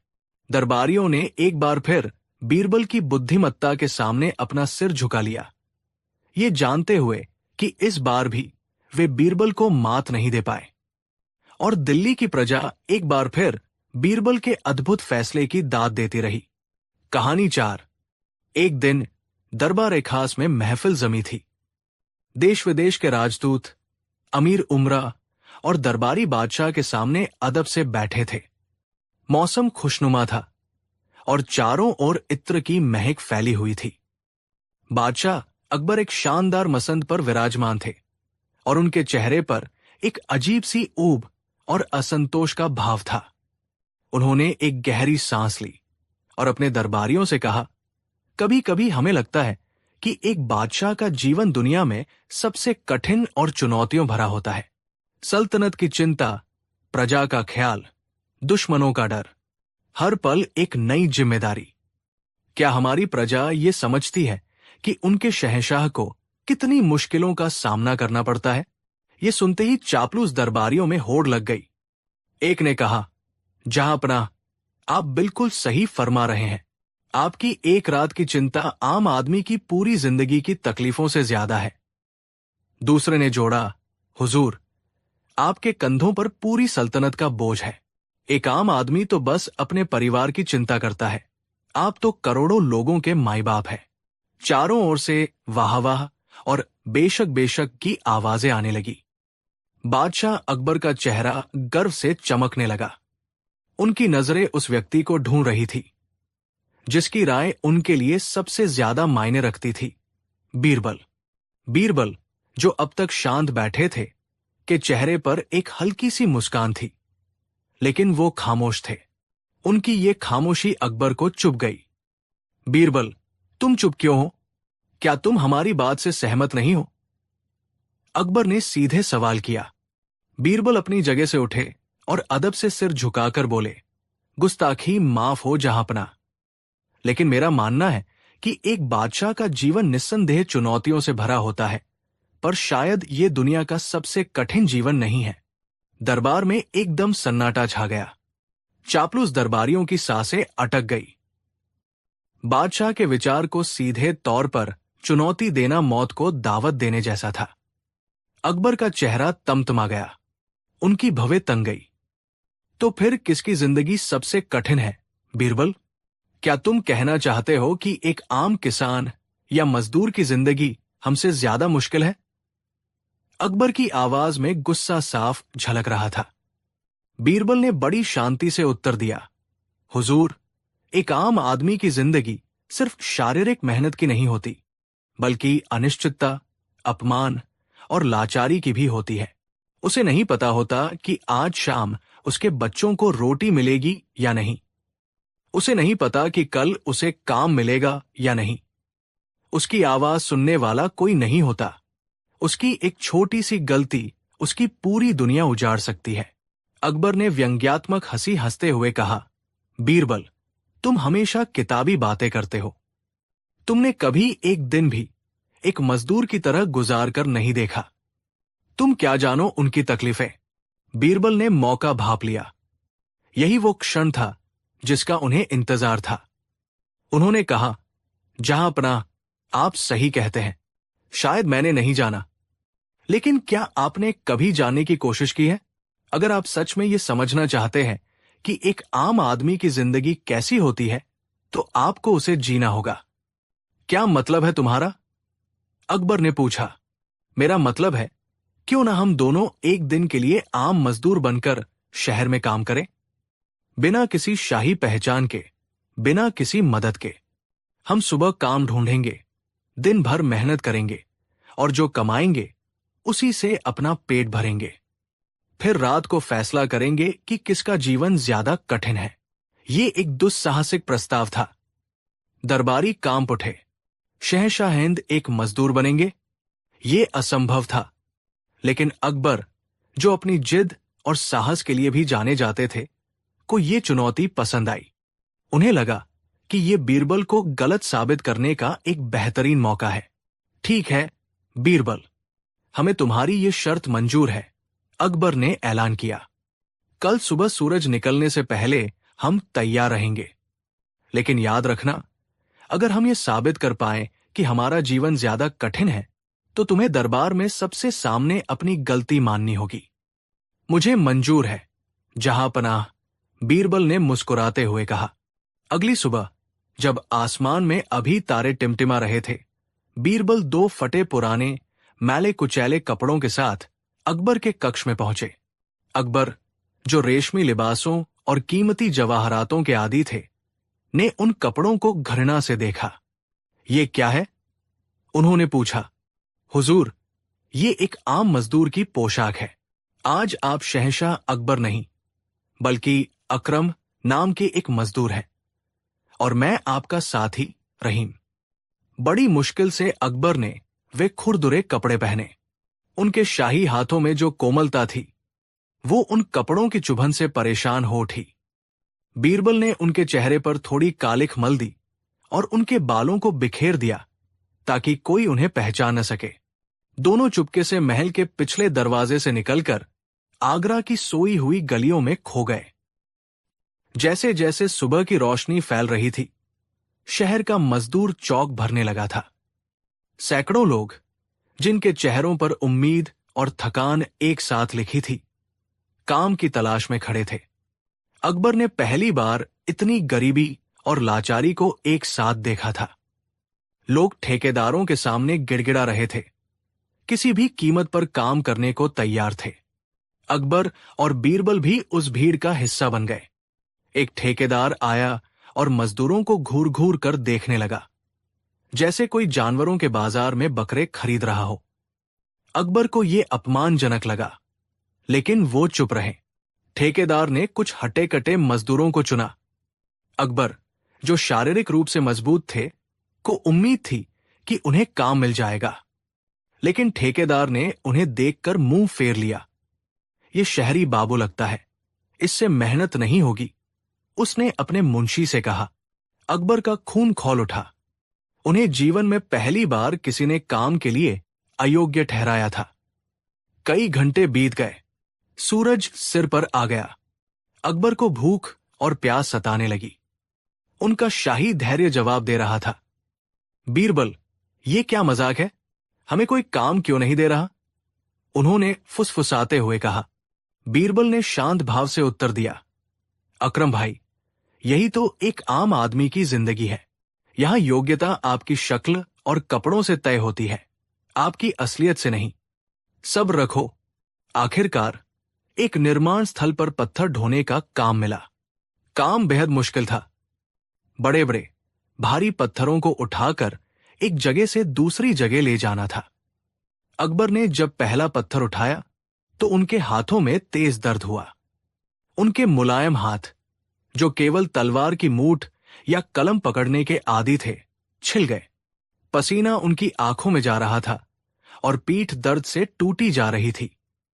दोपहर में जब खाने का वक्त हुआ तो उन्हें 2 सूखी रोटियां और एक कच्चा प्याज मिला। अकबर ने उसे देखा और उनका जी मिचलाने लगा। उनके लिए तो 56 भोग भी सामान्य थे। ये खाना है? उन्होंने बीरबल से पूछा। बीरबल ने अपनी रोटी का एक टुकड़ा तोड़ते हुए कहा, अकरम भाई, ये खाना नहीं, अमृत है। दिन भर की मेहनत के बाद जब पेट में आग लगी हो तो सूखी रोटी भी दुनिया की सबसे स्वादिष्ट नेमत लगती है। इसे खा लो, वरना शाम तक काम करने की ताकत नहीं बचेगी। अकबर को इतनी तेज भूख लगी थी कि उन्होंने अपनी शाही नजाकत को एक तरफ रखा और उस सूखी रोटी को प्याज के साथ खा लिया। हैरानी की बात थी कि वो रोटी उन्हें सचमुच बेहद स्वादिष्ट लगी। उन्होंने जीवन में पहली बार भूख का असली मतलब समझा था। शाम ढलने तक अकबर की हालत खराब हो चुकी थी। उनका पूरा शरीर दर्द कर रहा था। हाथों में छाले पड़ गए थे और पैरों में जान नहीं बची थी। जब काम खत्म हुआ तो मुंशी ने उन्हें कुछ तांबे के सिक्के दिए, जो उनकी मेहनत के मुकाबले कुछ भी नहीं थे। बस इतना? अकबर ने गुस्से से पूछा। मुंशी ने उन्हें घूर कर देखा। इतना ही मिलेगा। काम करना है तो करो, वरना कल से मत आना। तुम्हारी जगह काम करने वाले सैकड़ों खड़े हैं। अकबर को पहली बार लाचारी का एहसास हुआ। वो शहंशाह होकर भी कुछ नहीं कर सकते थे। वो चाहकर भी उस मुंशी को सजा नहीं दे सकते थे। चुपचाप सिक्के लेकर वे बीरबल के साथ चल दिए। अब सवाल था कि रात कहाँ गुजारी जाए। उनके पास इतने पैसे नहीं थे कि वे किसी सराय में रुक सकें। बीरबल उन्हें एक मंदिर के चबूतरे पर ले गए, जहां कई और बेघर लोग सोने की तैयारी कर रहे थे। ठंडी हवा चल रही थी और सख्त पत्थर का चबूतरा किसी कांटों के बिस्तर से कम नहीं था। अकबर उस ठंडे फर्श पर लेटे तो उन्हें अपने नरम बिस्तर, मखमली तकिए और सेवा में लगे अनगिनत नौकरों की याद आई। यहां तो मच्छरों की भिनभिनाहट और पास में सो रहे लोगों के खर्राटों के सिवा कुछ नहीं था। उन्हें रात भर नींद नहीं आई। उन्हें डर था कि कोई उनके कमाए हुए थोड़े से पैसे भी न चुरा ले। ये डर, ये असुरक्षा उनके लिए बिल्कुल नई थी। आधी रात को जब वे ठंड से कांप रहे थे, अकबर ने बीरबल से कहा, बीरबल, तुम सही थे। उनकी आवाज में कोई शाही अहंकार नहीं था, बल्कि एक गहरी थकावट और समझ थी। मैं हमेशा सोचता था कि बादशाह होना सबसे मुश्किल काम है। मैं सल्तनत की चिंता करता था, युद्ध की योजनाएं बनाता था, न्याय करता था, लेकिन ये सब मैं अपने आरामदायक महल में अपने वफादार सलाहकारों के साथ बैठकर करता था। मेरे एक आदेश पर हजारों लोग काम करते थे। मुझे कभी ये चिंता नहीं हुई कि अगली सुबह मेरे लिए खाना होगा या नहीं, या रात को सोने के लिए छत होगी या नहीं। वो रुके, एक गहरी सांस ली और बोले, आज मैंने समझा कि असली मुश्किल शारीरिक दर्द नहीं है। असली मुश्किल है अनिश्चितता, ये न जानना कि कल क्या होगा। असली मुश्किल है अपमान, जब कोई तुम्हारी काबिलियत पर सवाल उठाए। असली मुश्किल है लाचारी, जब तुम जानते हो कि तुम्हारे साथ अन्याय हो रहा है और तुम कुछ नहीं कर सकते। एक मजदूर हर दिन सिर्फ मेहनत नहीं करता, बल्कि अपने आत्मसम्मान को भी दांव पर लगाता है। बीरबल चुपचाप उनकी बातें सुन रहे थे। उनके चेहरे पर संतोष की मुस्कान थी। अकबर ने आगे कहा, एक बादशाह के तौर पर मेरे पास शक्ति है, मैं अपने निर्णय ले सकता हूं। लेकिन एक आम आदमी के पास कुछ नहीं है। उसकी किस्मत दूसरों के हाथों में होती है। उसकी जिंदगी एक ऐसा जुआ है जिसे वो हर दिन खेलने पर मजबूर है, ये जानते हुए भी कि जीत की कोई गारंटी नहीं है। बीरबल, तुमने मेरी आंखें खोल दी। तुमने मुझे वो सबक सिखाया है जो कोई किताब या कोई उस्ताद मुझे कभी नहीं सिखा सकता था। उस रात ठंडे पत्थर पर लेटे हुए शहंशाह अकबर एक नए इंसान बन चुके थे। अगले दिन जब वे महल लौटे तो अकबर ने तुरंत दरबार बुलाया। सभी दरबारी ये देखने के लिए उत्सुक थे कि बीरबल कैसे अपनी हार स्वीकार करते हैं। अकबर अपने सिंहासन पर बैठे। उनके चेहरे पर एक नई गंभीरता और करुणा थी। उन्होंने कहा, हम कल बीरबल के साथ एक शर्त लगाकर शहर गए थे। शर्त यह थी कि किसका जीवन ज्यादा कठिन है, एक बादशाह का या एक आम आदमी का। उन्होंने एक पल का मौन रखा और फिर बोले, और आज हम इस भरे दरबार में ये स्वीकार करते हैं कि हम हार गए। बीरबल सही थे। दरबार में एक बार फिर सन्नाटा छा गया, लेकिन इस बार ये आश्चर्य का था, भय का नहीं। अकबर ने अपनी एक दिन की पूरी आपबीती सुनाई। कैसे उन्हें काम नहीं मिला, कैसे उन्होंने पत्थर ढोए, कैसे सूखी रोटी खाई और कैसे एक मंदिर के चबूतरे पर रात गुजारी। उनकी कहानी सुनकर दरबारियों की आंखें नम हो गई। अंत में अकबर ने कहा, आज से हमारी सल्तनत में हर मजदूर को उसकी मेहनत का उचित मूल्य मिलेगा। हर शहर में रात्रि गृह बनवाए जाएंगे ताकि कोई भी गरीब और बेघर खुले आसमान के नीचे सोने पर मजबूर न हो। हम एक ऐसा तंत्र बनाएंगे जहां कोई भी आम आदमी सीधे हम तक अपनी शिकायत पहुंचा सके, बिना किसी मुंशी या ठेकेदार के डर के। उस दिन के बाद शहंशाह अकबर के शासन में एक नया अध्याय शुरू हुआ। वो पहले से कहीं ज्यादा दयालु, समझदार और न्यायप्रिय राजा बन गए। वो अब केवल किताबों में नहीं, बल्कि अपने अनुभव से जानते थे कि उनकी प्रजा किन मुश्किलों से गुजरती है।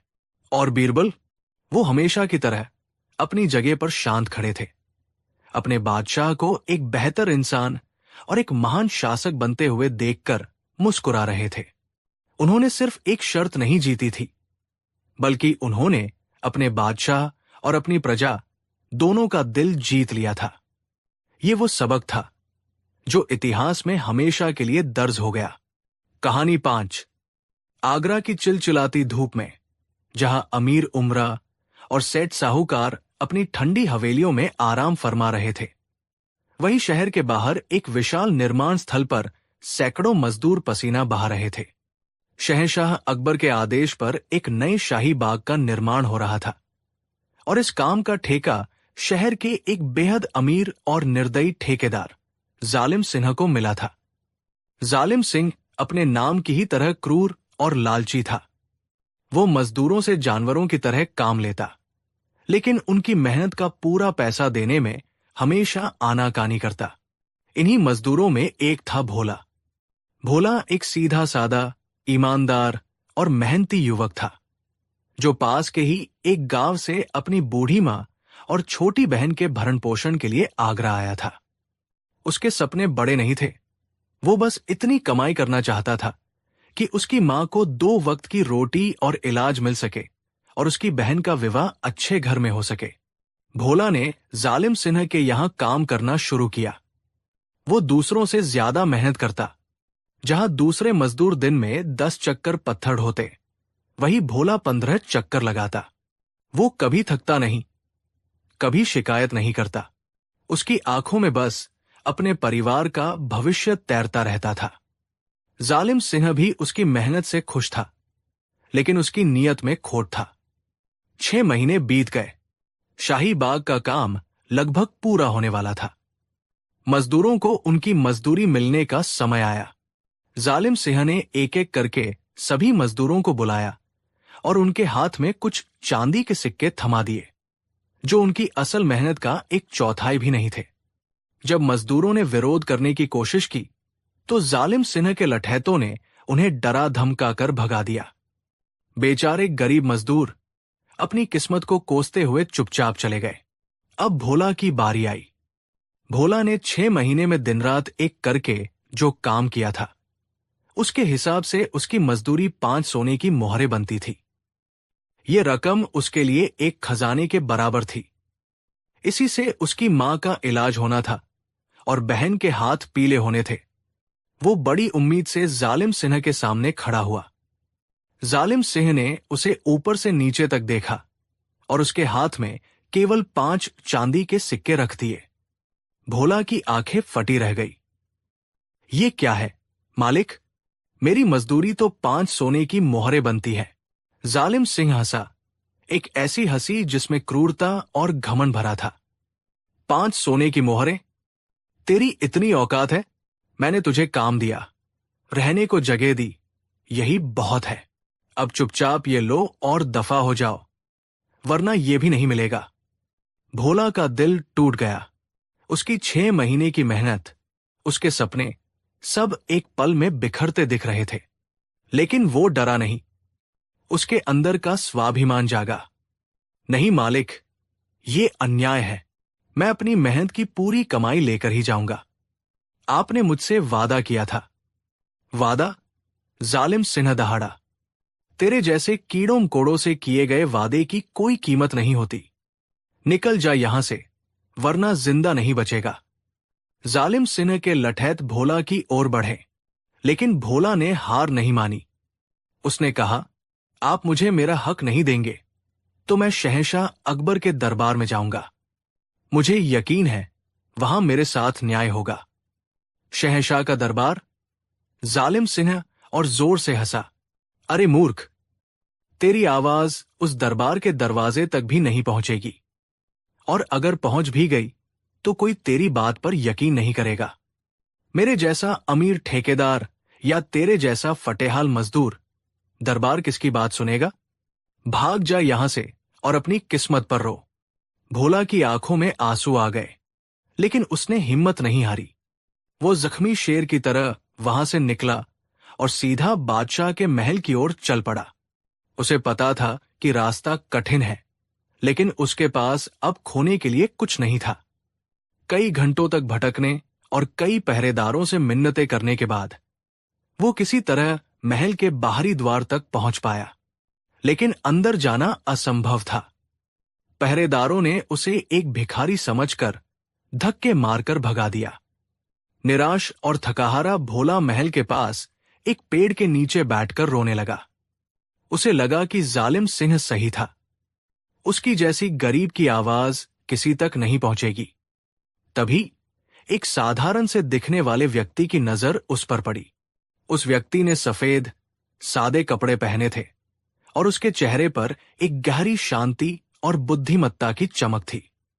वो कोई और नहीं बल्कि बादशाह अकबर के नवरत्न बीरबल थे, जो भेष बदलकर शहर का हाल जानने निकले थे। बीरबल भोला के पास गए और उसके कंधे पर हाथ रखते हुए पूछा, क्या बात है नौजवान, तुम इतने दुखी क्यों हो? भोला ने अपनी दर्द भरी कहानी बीरबल को सुनाई। उसने बताया कि कैसे जालिम सिंह ने उसकी मेहनत की कमाई हड़प ली और उसे धमकी देकर भगा दिया। बीरबल ने उसकी पूरी बात बड़े ध्यान से सुनी। उन्हें भोला की आंखों में सच्चाई और बेबसी साफ दिखाई दे रही थी। बीरबल ने कहा, चिंता मत करो, अगर तुम सच्चे हो तो तुम्हें न्याय जरूर मिलेगा। कल सुबह तुम दरबार में आना। मैं सुनिश्चित करूंगा कि तुम्हारी आवाज बादशाह तक पहुंचे। अगले दिन बीरबल की मदद से भोला दरबार में पेश हुआ। उसके फटे पुराने कपड़े और सहमा हुआ चेहरा देखकर दरबारी उस पर हंस रहे थे। दूसरी तरफ जालिम सिंह कीमती रेशमी लिबास पहने अपने लठैतों के साथ शान से खड़ा था। भोला ने कांपते हुए अपनी पूरी कहानी बादशाह अकबर के सामने रखी। अकबर ने जालिम सिंह से पूछा, क्या यह सच है जालिम सिंह? क्या तुमने इस मजदूर की मजदूरी नहीं दी? जालिम सिंह ने बड़ी सफाई से झूठ बोला। नहीं जहां पनाह, यह सरासर झूठ बोल रहा है। मैं तो गरीबों का हमदर्द हूं। मैंने इसे इसकी पूरी मजदूरी दी थी, लेकिन ये लालची है। ये मुझसे और पैसे ऐंठना चाहता है, इसीलिए ये मनगढ़ंत कहानी बनाकर आपके पास आया है ताकि आपकी हमदर्दी हासिल कर सके। उसने कुछ झूठे गवाह भी पेश कर दिए, जिन्होंने पैसों के लालच में जालिम सिंह के पक्ष में गवाही दी। अब मामला उलझ गया। एक तरफ एक गरीब मजदूर था जिसके पास अपनी सच्चाई साबित करने के लिए आंसुओं के सिवा कुछ नहीं था। दूसरी तरफ एक अमीर ठेकेदार था जिसके पास पैसा, रसूख और झूठे गवाह सब कुछ था। दरबार के ज्यादातर सदस्य जालिम सिंह के पक्ष में थे। उन्हें लगा कि एक अमीर ठेकेदार एक छोटी सी रकम के लिए झूठ क्यों बोलेगा। अकबर भी दुविधा में पड़ गए। वो न्याय करना चाहते थे, लेकिन सबूत जालिम सिंह के पक्ष में थे। उन्होंने अपनी आखिरी उम्मीद बीरबल की ओर देखा। बीरबल, आप ही इस गुत्थी को सुलझाइए, हमें न्याय करना है। बीरबल अपनी जगह से उठे। उन्होंने एक गहरी नजर भोला पर डाली और फिर जालिम सिंह पर। उनके दिमाग में एक योजना आकार ले रही थी। जहां पनाह, बीरबल ने कहा, सच्चाई और झूठ की परतें अक्सर बहुत गहरी होती है। इन्हें उजागर करने के लिए हमें थोड़ा अलग तरीका अपनाना होगा। मुझे इन दोनों से कुछ सवाल पूछने की इजाजत दी जाए। बादशाह ने अनुमति दे दी। बीरबल पहले जालिम सिंह के पास गए। ठेकेदार जी, आप कहते हैं कि आपने भोला को उसकी पूरी मजदूरी दी थी, तो क्या आप बता सकते हैं कि आपने उसे आखिरी बार मजदूरी कब, कहां और किस समय दी थी? जालिम सिंह ने तुरंत जवाब दिया, जी, मैंने उसे कल शाम को ही निर्माण स्थल पर सूरज डूबने के समय मजदूरी दी थी। मेरे इन गवाहों ने भी देखा था। बहुत खूब, बीरबल ने कहा। फिर वो भोला के पास गए। भोला, तुम बताओ, तुम अपनी मजदूरी किस चीज की उम्मीद कर रहे थे? भोला ने मासूमियत से कहा, हुजूर, 5 सोने की मोहरें। अब बीरबल ने अपनी असली चाल चली। उन्होंने जालिम सिंह से पूछा, ठेकेदार जी, आप एक बहुत बड़े और अनुभवी ठेकेदार हैं। आप हर रोज सैकड़ों मजदूरों को मजदूरी देते होंगे।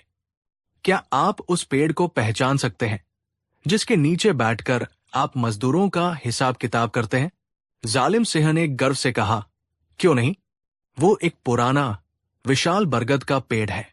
मैं उसे मीलों दूर से पहचान सकता हूं। बहुत अच्छा, बीरबल ने कहा।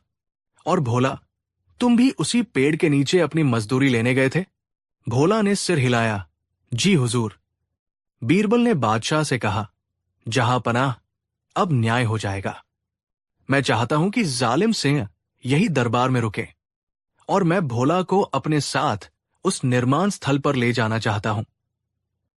यह सुनकर जालिम सिंह थोड़ा घबराया, पर उसे समझ नहीं आया कि बीरबल क्या करने वाले हैं।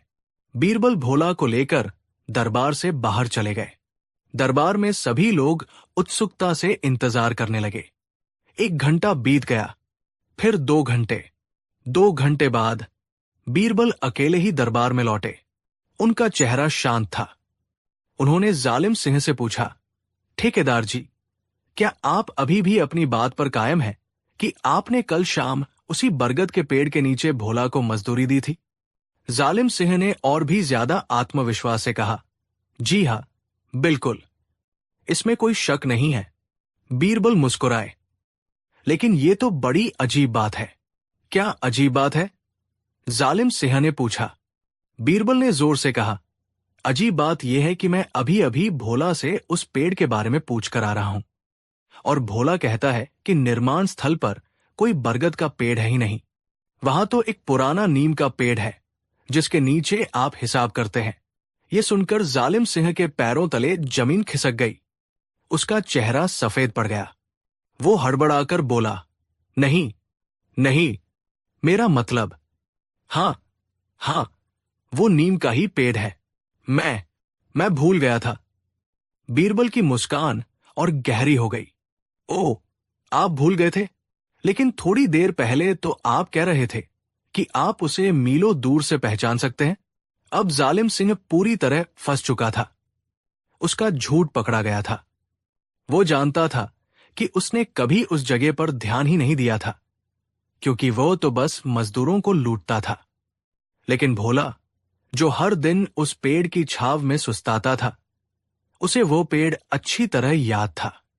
बीरबल ने बादशाह की ओर मुड़कर कहा, जहां पनाह, देखा आपने, एक सच्चा व्यक्ति छोटी छोटी बातों को भी याद रखता है, क्योंकि वह उस जगह से जुड़ा होता है। लेकिन एक झूठा और बेईमान व्यक्ति केवल अपने मतलब की बात याद रखता है। जालिम सिंह ने अपनी कहानी तो बना ली, लेकिन वो उस कहानी की बुनियाद को ही भूल गया। भोला अभी दरबार के बाहर खड़ा है। बीरबल ने अपनी बात पूरी की। मैंने उससे ये सवाल पूछा ही नहीं था।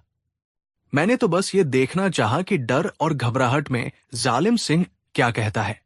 और देखिए, इसके झूठ ने खुद ही अपना पर्दाफाश कर दिया। जालिम सिंह घुटनों के बल गिर पड़ा। मुझे माफ कर दीजिए जहांपनाह, मैं ही झूठा हूं। मैंने ही भोला की मजदूरी हड़पी थी। दरबार में सन्नाटा छा गया। बीरबल ने बिना किसी गवाह या सबूत के केवल मनोविज्ञान और एक चतुर सवाल से सच्चाई को उजागर कर दिया था। बादशाह अकबर बीरबल की बुद्धिमत्ता से अत्यंत प्रसन्न हुए। उन्होंने क्रोध से जालिम सिंह की ओर देखा और आदेश दिया, इस बेईमान ठेकेदार को तुरंत गिरफ्तार कर लिया जाए। इसकी सारी संपत्ति जब्त करके उन सभी मजदूरों में बराबर बांट दी जाए जिनसे इसने धोखा किया है, और इसे 10 साल के लिए कारावास में डाल दिया जाए, ताकि ये दूसरों के हक मारने का अंजाम याद रखे। फिर उन्होंने भोला को अंदर बुलवाया। भोला की आंखों में अब आंसू थे, पर ये खुशी के आंसू थे। अकबर ने शाही खजाने से भोला को उसकी 5 सोने की मोहरों के साथ साथ 50 और मोहरें इनाम में दी। उन्होंने कहा, यह तुम्हारी ईमानदारी और साहस का इनाम है। तुमने अन्याय के सामने सिर नहीं झुकाया। तुम जैसे लोग ही इस सल्तनत की असली ताकत है। भोला ने कांपते हाथों से इनाम लिया और बीरबल के चरणों में गिर पड़ा। आपने एक गरीब को न्याय दिलाकर उसकी दुनिया बचा ली। हुजूर, मैं आपका ये उपकार जीवन भर नहीं भूलूंगा। बीरबल ने उसे उठाकर गले लगा लिया और कहा, यह मेरा कर्तव्य था। भोला, याद रखना, जब तक इस सल्तनत में न्याय जिंदा है, कोई भी जालिम किसी गरीब का हक नहीं मार सकता। उस दिन आगरा के लोगों ने एक बार फिर देखा कि बीरबल सिर्फ एक बुद्धिमान सलाहकार ही नहीं, बल्कि गरीबों और मजलूमों के मसीहा भी थे। और यह कहानी पीढ़ियों तक सुनाई जाने लगी, एक सबक के तौर पर कि सच्चाई की राह कठिन हो सकती है, लेकिन अंत में जीत हमेशा उसी की होती है। कहानी 6। आगरा के शाही किले में उस दिन की सुबह कुछ अलग थी। सूरज की सुनहरी किरणें यमुना के पानी पर नाचती हुई दीवा नाम के संगमरमरी खंभों को रोशन कर रही थी। बादशाह अकबर अपने भव्य सिंहासन पर विराजमान थे। उनकी आंखों में एक शांत आत्मविश्वास था, जो उनकी विशाल सल्तनत पर उनके नियंत्रण का प्रतीक था। दरबार हमेशा की तरह खचाखच भरा था, जिसमें अमीर, सेनापति, विद्वान और कलाकार अपनी अपनी जगहों पर बैठे थे। माहौल शांत था, पर इस शांति के नीचे एक बेचैनी की लहर तैर रही थी, जिसे केवल अनुभवी आंखें ही देख सकती थी। इस बेचैनी का केंद्र थे बीरबल। बीरबल, जो अपनी हाजिर जवाबी, तीक्ष्ण बुद्धि और अकबर के प्रति अटूट निष्ठा के लिए जाने जाते थे, बादशाह के दाहिने हाथ की तरह थे। जहां अकबर सल्तनत की शक्ति थे, वही बीरबल उसकी आत्मा। लेकिन यही निकटता कई दरबारियों की आंखों में कांटे की तरह चुभती थी। उन्हें लगता था कि एक साधारण ब्राह्मण का बेटा, जो न तो किसी राजघराने से था और न ही किसी शक्तिशाली कबीले से, बादशाह पर इतना प्रभाव कैसे रख सकता है। उनकी अपनी वर्षों की सेवा, उनकी सैन्य विजय और उनकी विद्वता बीरबल की एक चतुराई भरी टिप्पणी के सामने फीकी पड़ जाती थी। इस ईर्ष्या की आग में सबसे ज्यादा जलने वाले थे मुल्ला जकी। जकी एक वरिष्ठ दरबारी थे, जो अपनी विद्वता और शरिया कानून की गहरी समझ के लिए जाने जाते थे।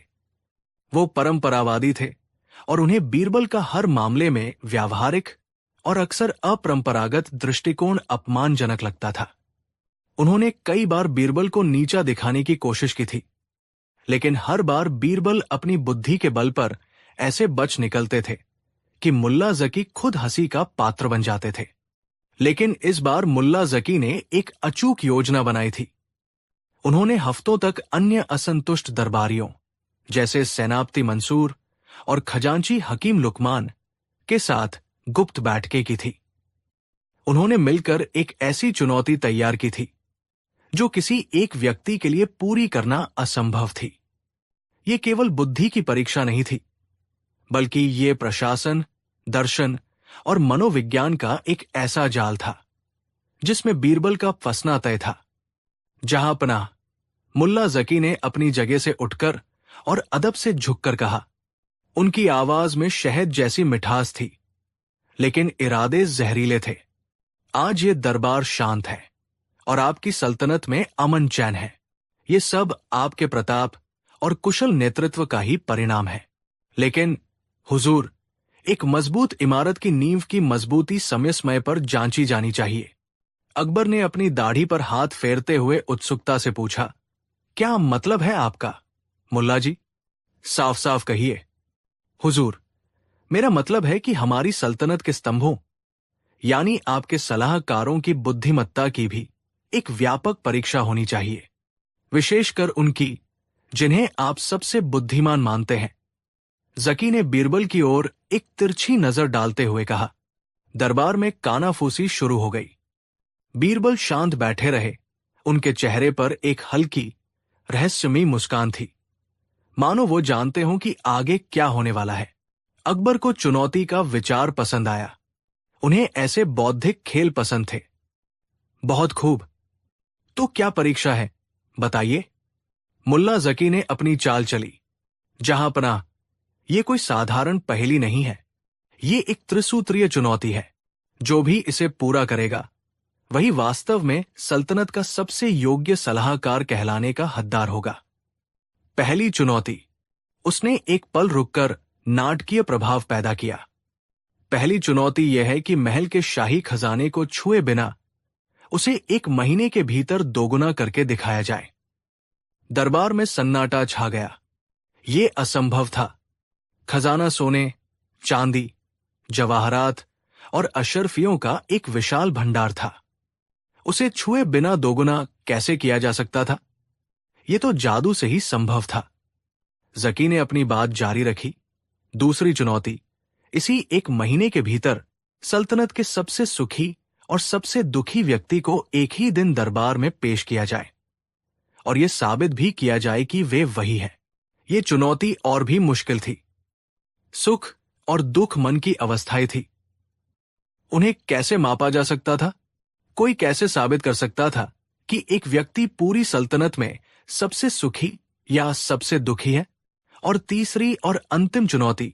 जकी ने अपनी आवाज में विजय का भाव लाते हुए कहा, एक ऐसी चीज दरबार में लाई जाए जो इस दुनिया में मौजूद भी है और नहीं भी। अब तो दरबारियों को यकीन हो गया कि बीरबल का खेल खत्म। ये एक ऐसा दार्शनिक जाल था जिसका कोई जवाब नहीं हो सकता था।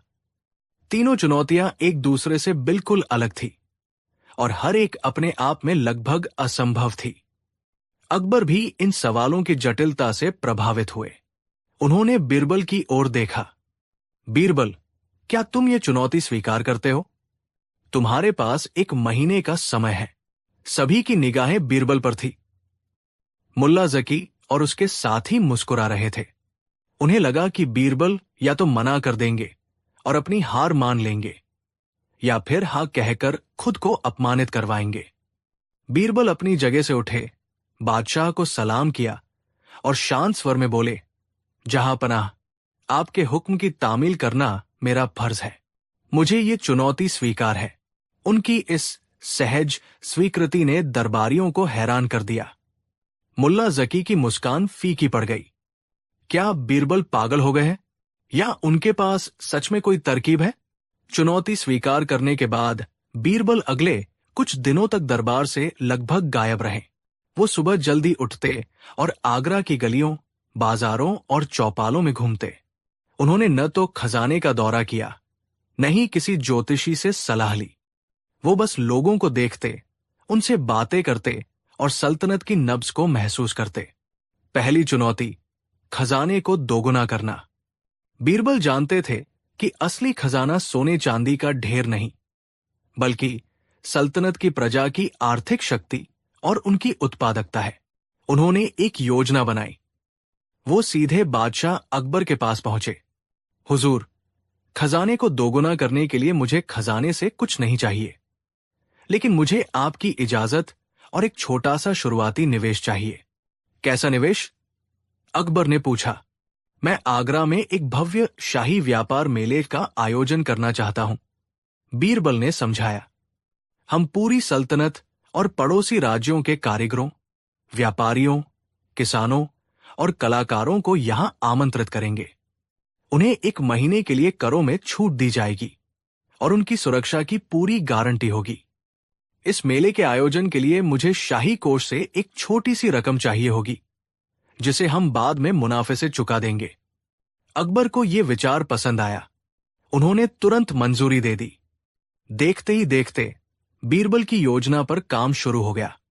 यमुना के किनारे एक विशाल मैदान को साफ किया गया। भव्य पंडाल और दुकानें लगाई गई। देश विदेश में मुनादी करवा दी गई कि आगरा में ऐसा मेला लग रहा है जैसा पहले कभी नहीं लगा। जल्द ही ऊंटों, घोड़ों और बैलगाड़ियों के काफिले आगरा की ओर आने लगे। ईरान के कालीन बुनकर, चीन के रेशम व्यापारी, गुजरात के कपड़ा व्यवसायी और दक्कन के मसाला विक्रेता सब अपनी अपनी वस्तुएं लेकर पहुंचे। आगरा के स्थानीय कारीगरों को भी अपनी कला का प्रदर्शन करने का एक अनूठा अवसर मिला। मेला एक जबरदस्त सफलता थी। दिन रात व्यापार होता, नए रिश्ते बनते, नए सौदे होते। सल्तनत का पैसा बाहर नहीं जा रहा था, बल्कि बाहर का पैसा सल्तनत में आ रहा था। बीरबल ने एक अस्थायी टकसाल भी स्थापित की जहां विदेशी सिक्कों को शाही मुहर वाले सिक्कों में बदला जाता था, जिससे सल्तनत की मुद्रा का मूल्य और भी बढ़ गया। दूसरी चुनौती, सबसे सुखी और सबसे दुखी व्यक्ति। खजाने की समस्या सुलझाते हुए बीरबल ने अपनी दूसरी चुनौती पर भी काम जारी रखा। उन्होंने अपने गुप्तचरों को सल्तनत के कोने कोने में भेज दिया था, लेकिन एक अजीब निर्देश के साथ। उन्होंने कहा था, मुझे ऐसे व्यक्ति की तलाश है जिसके पास सब कुछ था और अब कुछ नहीं है, और एक ऐसे व्यक्ति की तलाश है जिसके पास कुछ नहीं है फिर भी उसके पास सब कुछ है। कई दिनों की खोज के बाद उनके गुप्तचर 2 लोगों को लेकर आए। सबसे दुखी व्यक्ति का नाम था धनपत राय। वो कभी आगरा का सबसे अमीर जौहरी हुआ करता था। उसके पास आलीशान हवेली, नौकर चाकर और एक हंसता खेलता परिवार था। लेकिन कुछ साल पहले एक रात उसकी हवेली में आग लग गई। उसका सारा माल, सारी दौलत और उसका पूरा परिवार उस आग में जलकर राख हो गया। वो अकेला बच गया। अब वो मंदिरों और दरगाहों पर मिलने वाले लंगर पर जीता था। लेकिन उसका दुख केवल गरीबी का नहीं था, बल्कि अपनी आंखों के सामने अपना सब कुछ खो देने की उस भयानक स्मृति का था। उसकी आंखों में एक स्थायी खालीपन था। सबसे सुखी व्यक्ति का नाम था हीरामन। वो एक गरीब मजदूर था जो दिन भर पत्थर तोड़ता था। वो एक छोटी सी झोपड़ी में अपनी पत्नी और 2 छोटे बच्चों के साथ रहता था। उसकी रोज की कमाई बस इतनी थी कि शाम को उसके परिवार के लिए 2 वक्त की रोटी का इंतजाम हो सके। उसके पास कोई संपत्ति नहीं थी, कोई भविष्य की योजना नहीं थी। लेकिन जब वो शाम को घर लौटता और उसके बच्चे बाबा बाबा कहकर उसकी टांगों से लिपट जाते, जब उसकी पत्नी उसे प्यार से सूखी रोटी और प्याज परोसती, तो उसके चेहरे पर जो संतोष और आनंद का भाव होता था, वो किसी बादशाह के चेहरे पर भी नहीं देखा जा सकता था। वो अपनी छोटी सी दुनिया में बेहद खुश था। बीरबल ने दोनों से बात की और उन्हें महीने के आखिरी दिन दरबार में आने के लिए राजी कर लिया। तीसरी चुनौती, जो है भी और नहीं भी, ये सबसे मुश्किल चुनौती थी। बीरबल ने कई रातें इस पहेली पर सोचते हुए बिताई। क्या ये हवा है जो मौजूद है पर दिखती नहीं? नहीं, ये बहुत सीधा जवाब होता। क्या ये सपना है जो हम देखते हैं पर वो वास्तविक नहीं होता? ये भी मुल्ला जकी को संतुष्ट नहीं कर पाता। फिर एक दिन जब वो यमुना के किनारे टहल रहे थे, उन्होंने पानी में अपना प्रतिबिंब देखा।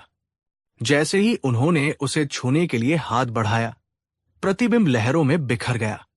वो था, पर उसे पकड़ा नहीं जा सकता था, उसे छुआ नहीं जा सकता था। उन्हें अपना जवाब मिल गया। उन्होंने सल्तनत के सबसे कुशल कारीगर को बुलाया और उसे एक आदेश दिया। उन्होंने उसे एक बड़ा, खूबसूरत और बिल्कुल साफ आईना बनाने को कहा, जिसका फ्रेम कीमती लकड़ी और नक्काशी से बना हो। 1 महीना पूरा हो गया। दीवानाम आज फिर खचाखच भरा था। मुल्ला जकी और उसके साथी सामने की पंक्ति में बैठे थे। उनके चेहरों पर व्यंग्यात्मक मुस्कान थी। उन्हें पूरा यकीन था कि बीरबल असफल होकर लौटेंगे। अकबर ने घोषणा की, बीरबल, 1 महीना पूरा हो गया है।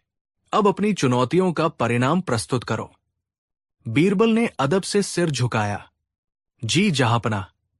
पहली चुनौती थी खजाने को छुए बिना उसे दोगुना करना। उन्होंने खजांची हकीम लुकमान को आगे बुलाया और कुछ मोटे मोटे बही खाते उनके सामने रख दिए। खजांची जी, कृपया इन बहियों की जांच करें। ये शाही व्यापार मेले का लेखा जोखा है। हकीम लुकमान ने घबराते हुए पन्ने पलटे। जैसे जैसे वो पढ़ते गए, उनकी आंखें आश्चर्य से फैलती गई। मेले से न केवल शुरुआती निवेश की रकम वापस आ गई थी, बल्कि सल्तनत को इतना मुनाफा हुआ था और इतने नए व्यापारिक समझौते हुए थे कि सल्तनत की कुल आर्थिक संपत्ति का मूल्य वास्तव में दोगुने से भी ज्यादा हो गया था। बीरबल ने कहा, हुजूर, सल्तनत का असली खजाना तिजोरी में बंद सोना नहीं, बल्कि उसकी प्रजा की समृद्धि और उसकी व्यापारिक शक्ति है। मैंने उस खजाने को दोगुना कर दिया है और इसके लिए तिजोरी के एक भी सिक्के को हाथ नहीं लगाया। अकबर का चेहरा गर्व से चमक उठा। मुल्ला जकी का मुंह खुला का खुला रह गया। बहुत खूब बीरबल, अब दूसरी चुनौती के बारे में बताओ, अकबर ने कहा। बीरबल के इशारे पर 2 लोग दरबार में लाए गए। एक धनपत राय, जिसके चेहरे पर गहरी उदासी थी, और दूसरा हीरामन, जिसकी आंखों में एक सरल चमक थी। बीरबल ने पहले धनपत राय से अपनी कहानी सुनाने को कहा। जब धनपत ने कांपती आवाज में अपने अतीत की खुशहाली और फिर उस भयानक रात की त्रासदी का वर्णन किया, तो पूरे दरबार में एक दर्दनाक खामोशी छा गई। हर कोई उसके दुख को महसूस कर सकता था। फिर बीरबल ने हीरामन से उसके जीवन के बारे में बताने को कहा। हीरामन ने अपनी साधारण दिनचर्या, अपनी मेहनत और अपने परिवार के साथ बिताए खुशी के पलों का वर्णन किया। उसने बताया कि कैसे अपने बच्चे की एक मुस्कान उसकी दिन भर की थकान मिटा देती है। उसकी बातों में इतनी सच्चाई और संतोष था कि दरबारियों के चेहरे पर भी मुस्कान आ गई। बीरबल ने कहा, जहांपनाह, आपके सामने सल्तनत का सबसे दुखी और सबसे सुखी व्यक्ति खड़ा है। धनपत राय इसलिए दुखी नहीं है कि वो गरीब है, बल्कि इसलिए कि उसने अमीरी और खुशियां देखी है और उन्हें खो दिया है। उसका दुख अतीत की स्मृतियों में रहता है। और हीरामन इसलिए सुखी नहीं है कि उसके पास कुछ है, बल्कि इसलिए कि उसे किसी चीज की चाह नहीं है। उसका सुख वर्तमान के क्षणों में बसता है। सुख और दुख बाहरी परिस्थितियों में नहीं, मन की अवस्था में है। अकबर इस गहरी दार्शनिक व्याख्या से बहुत प्रभावित हुए। उन्होंने दोनों व्यक्तियों को इनाम देकर सम्मान के साथ विदा किया। अब मुल्ला जकी की आखिरी उम्मीद बची थी। वो अपनी जगह से उठकर बोला, मान लिया बीरबल, तुमने 2 चुनौतियां पूरी कर ली, लेकिन हमारी तीसरी और सबसे मुश्किल चुनौती का क्या? वह चीज कहाँ है जो दुनिया में है भी और नहीं भी? बीरबल मुस्कुराए। वो चीज भी यही है मुल्ला जी। उन्होंने अपने सेवकों को इशारा किया, जो एक बड़े मखमली पर्दे से ढकी हुई वस्तु को दरबार के बीच में ले आए। एक इशारे पर पर्दा हटा दिया गया। उसके नीचे एक विशाल, शानदार आईना था। उसका फ्रेम चमक रहा था और उसका कांच इतना साफ था कि उसमें पूरा दरबार स्पष्ट रूप से दिखाई दे रहा था। दरबारी हैरान थे। ये तो बस एक आईना है। बीरबल ने मुल्ला जकी से कहा, मुल्ला जी, कृपया आगे आए। जकी झिझकते हुए आगे बढ़े। बीरबल ने पूछा, इस आईने में आपको क्या दिख रहा है? मुझे मेरा अक्स दिख रहा है, पूरा दरबार दिख रहा है, जकी ने कहा। तो क्या ये अक्स मौजूद है? बीरबल ने पूछा। हाँ, बिल्कुल है, मैं उसे देख सकता हूं, जकी ने आत्मविश्वास से कहा। तो फिर जरा इसे छूकर दिखाइए, बीरबल ने शांति से कहा। मुल्ला जकी ने अपना हाथ बढ़ाया और आईने में दिख रहे अपने प्रतिबिंब को छूने की कोशिश की, लेकिन उसका हाथ केवल ठंडे, कठोर कांच से टकराया। प्रतिबिंब वही था, पर उसकी पकड़ से बाहर था। उसने फिर कोशिश की, लेकिन परिणाम वही रहा। बीरबल ने अपनी आवाज बुलंद की, जो पूरे दरबार में गूंज उठी। जहांपनाह, यही वो चीज है जो मौजूद भी है और नहीं भी। आईने में दिखने वाला प्रतिबिंब वास्तविक लगता है, वो मौजूद है, हम उसे देख सकते हैं, लेकिन उसका कोई भौतिक अस्तित्व नहीं है। हम उसे छू नहीं सकते, पकड़ नहीं सकते। ये सत्य का आभास है, पर सत्य नहीं है। ये माया है, ये दुनिया में है भी और नहीं भी। एक पल के लिए गहरा सन्नाटा छा गया। फिर जैसे ही बीरबल के शब्दों का गहरा अर्थ समझ में आया, पूरा दरबार तालियों की गड़गड़ाहट से गूंज उठा। स्वयं बादशाह अकबर अपने सिंहासन से उठकर तालियां बजा रहे थे। मुल्ला जकी का चेहरा शर्मिंदगी से लाल हो गया था। उनके साथी दरबारी अपनी नजरें झुकाए खड़े थे। उनकी बनाई गई अचूक त्रिसूत्रीय चुनौती बीरबल की बुद्धिमत्ता, व्यावहारिकता और दार्शनिक गहराई का एक शानदार प्रदर्शन बन गई थी। उन्होंने बीरबल को फंसाने के लिए एक जाल बिछाया था, लेकिन बीरबल ने उसी जाल को एक सीढ़ी बनाकर एक ऐसी ऊंचाई हासिल कर ली थी जहां तक पहुंचना अब किसी के लिए भी संभव नहीं था। अकबर ने बीरबल को अपने पास बुलाया और स्नेह से उनके कंधे पर हाथ रखा। बीरबल, आज तुमने एक बार फिर साबित कर दिया कि सल्तनत का असली खजाना न तो सोने की अशर्फिया है और न ही बड़ी बड़ी सेनाएं। सल्तनत का असली खजाना तुम्हारे जैसी बुद्धि है। तुमने हमें सिखाया कि दौलत उत्पादन में है, खुशी संतोष में है, और सत्य अक्सर वो नहीं होता जो आंखों से दिखाई देता है। उस दिन दरबारियों को अपना मुंहतोड़ जवाब मिल चुका था। उन्होंने सीखा कि बीरबल को चुनौती देना सूरज को दिया दिखाने जैसा है। दिए की रोशनी सूरज के तेज में खो जाती है और सूरज पहले से भी अधिक प्रताप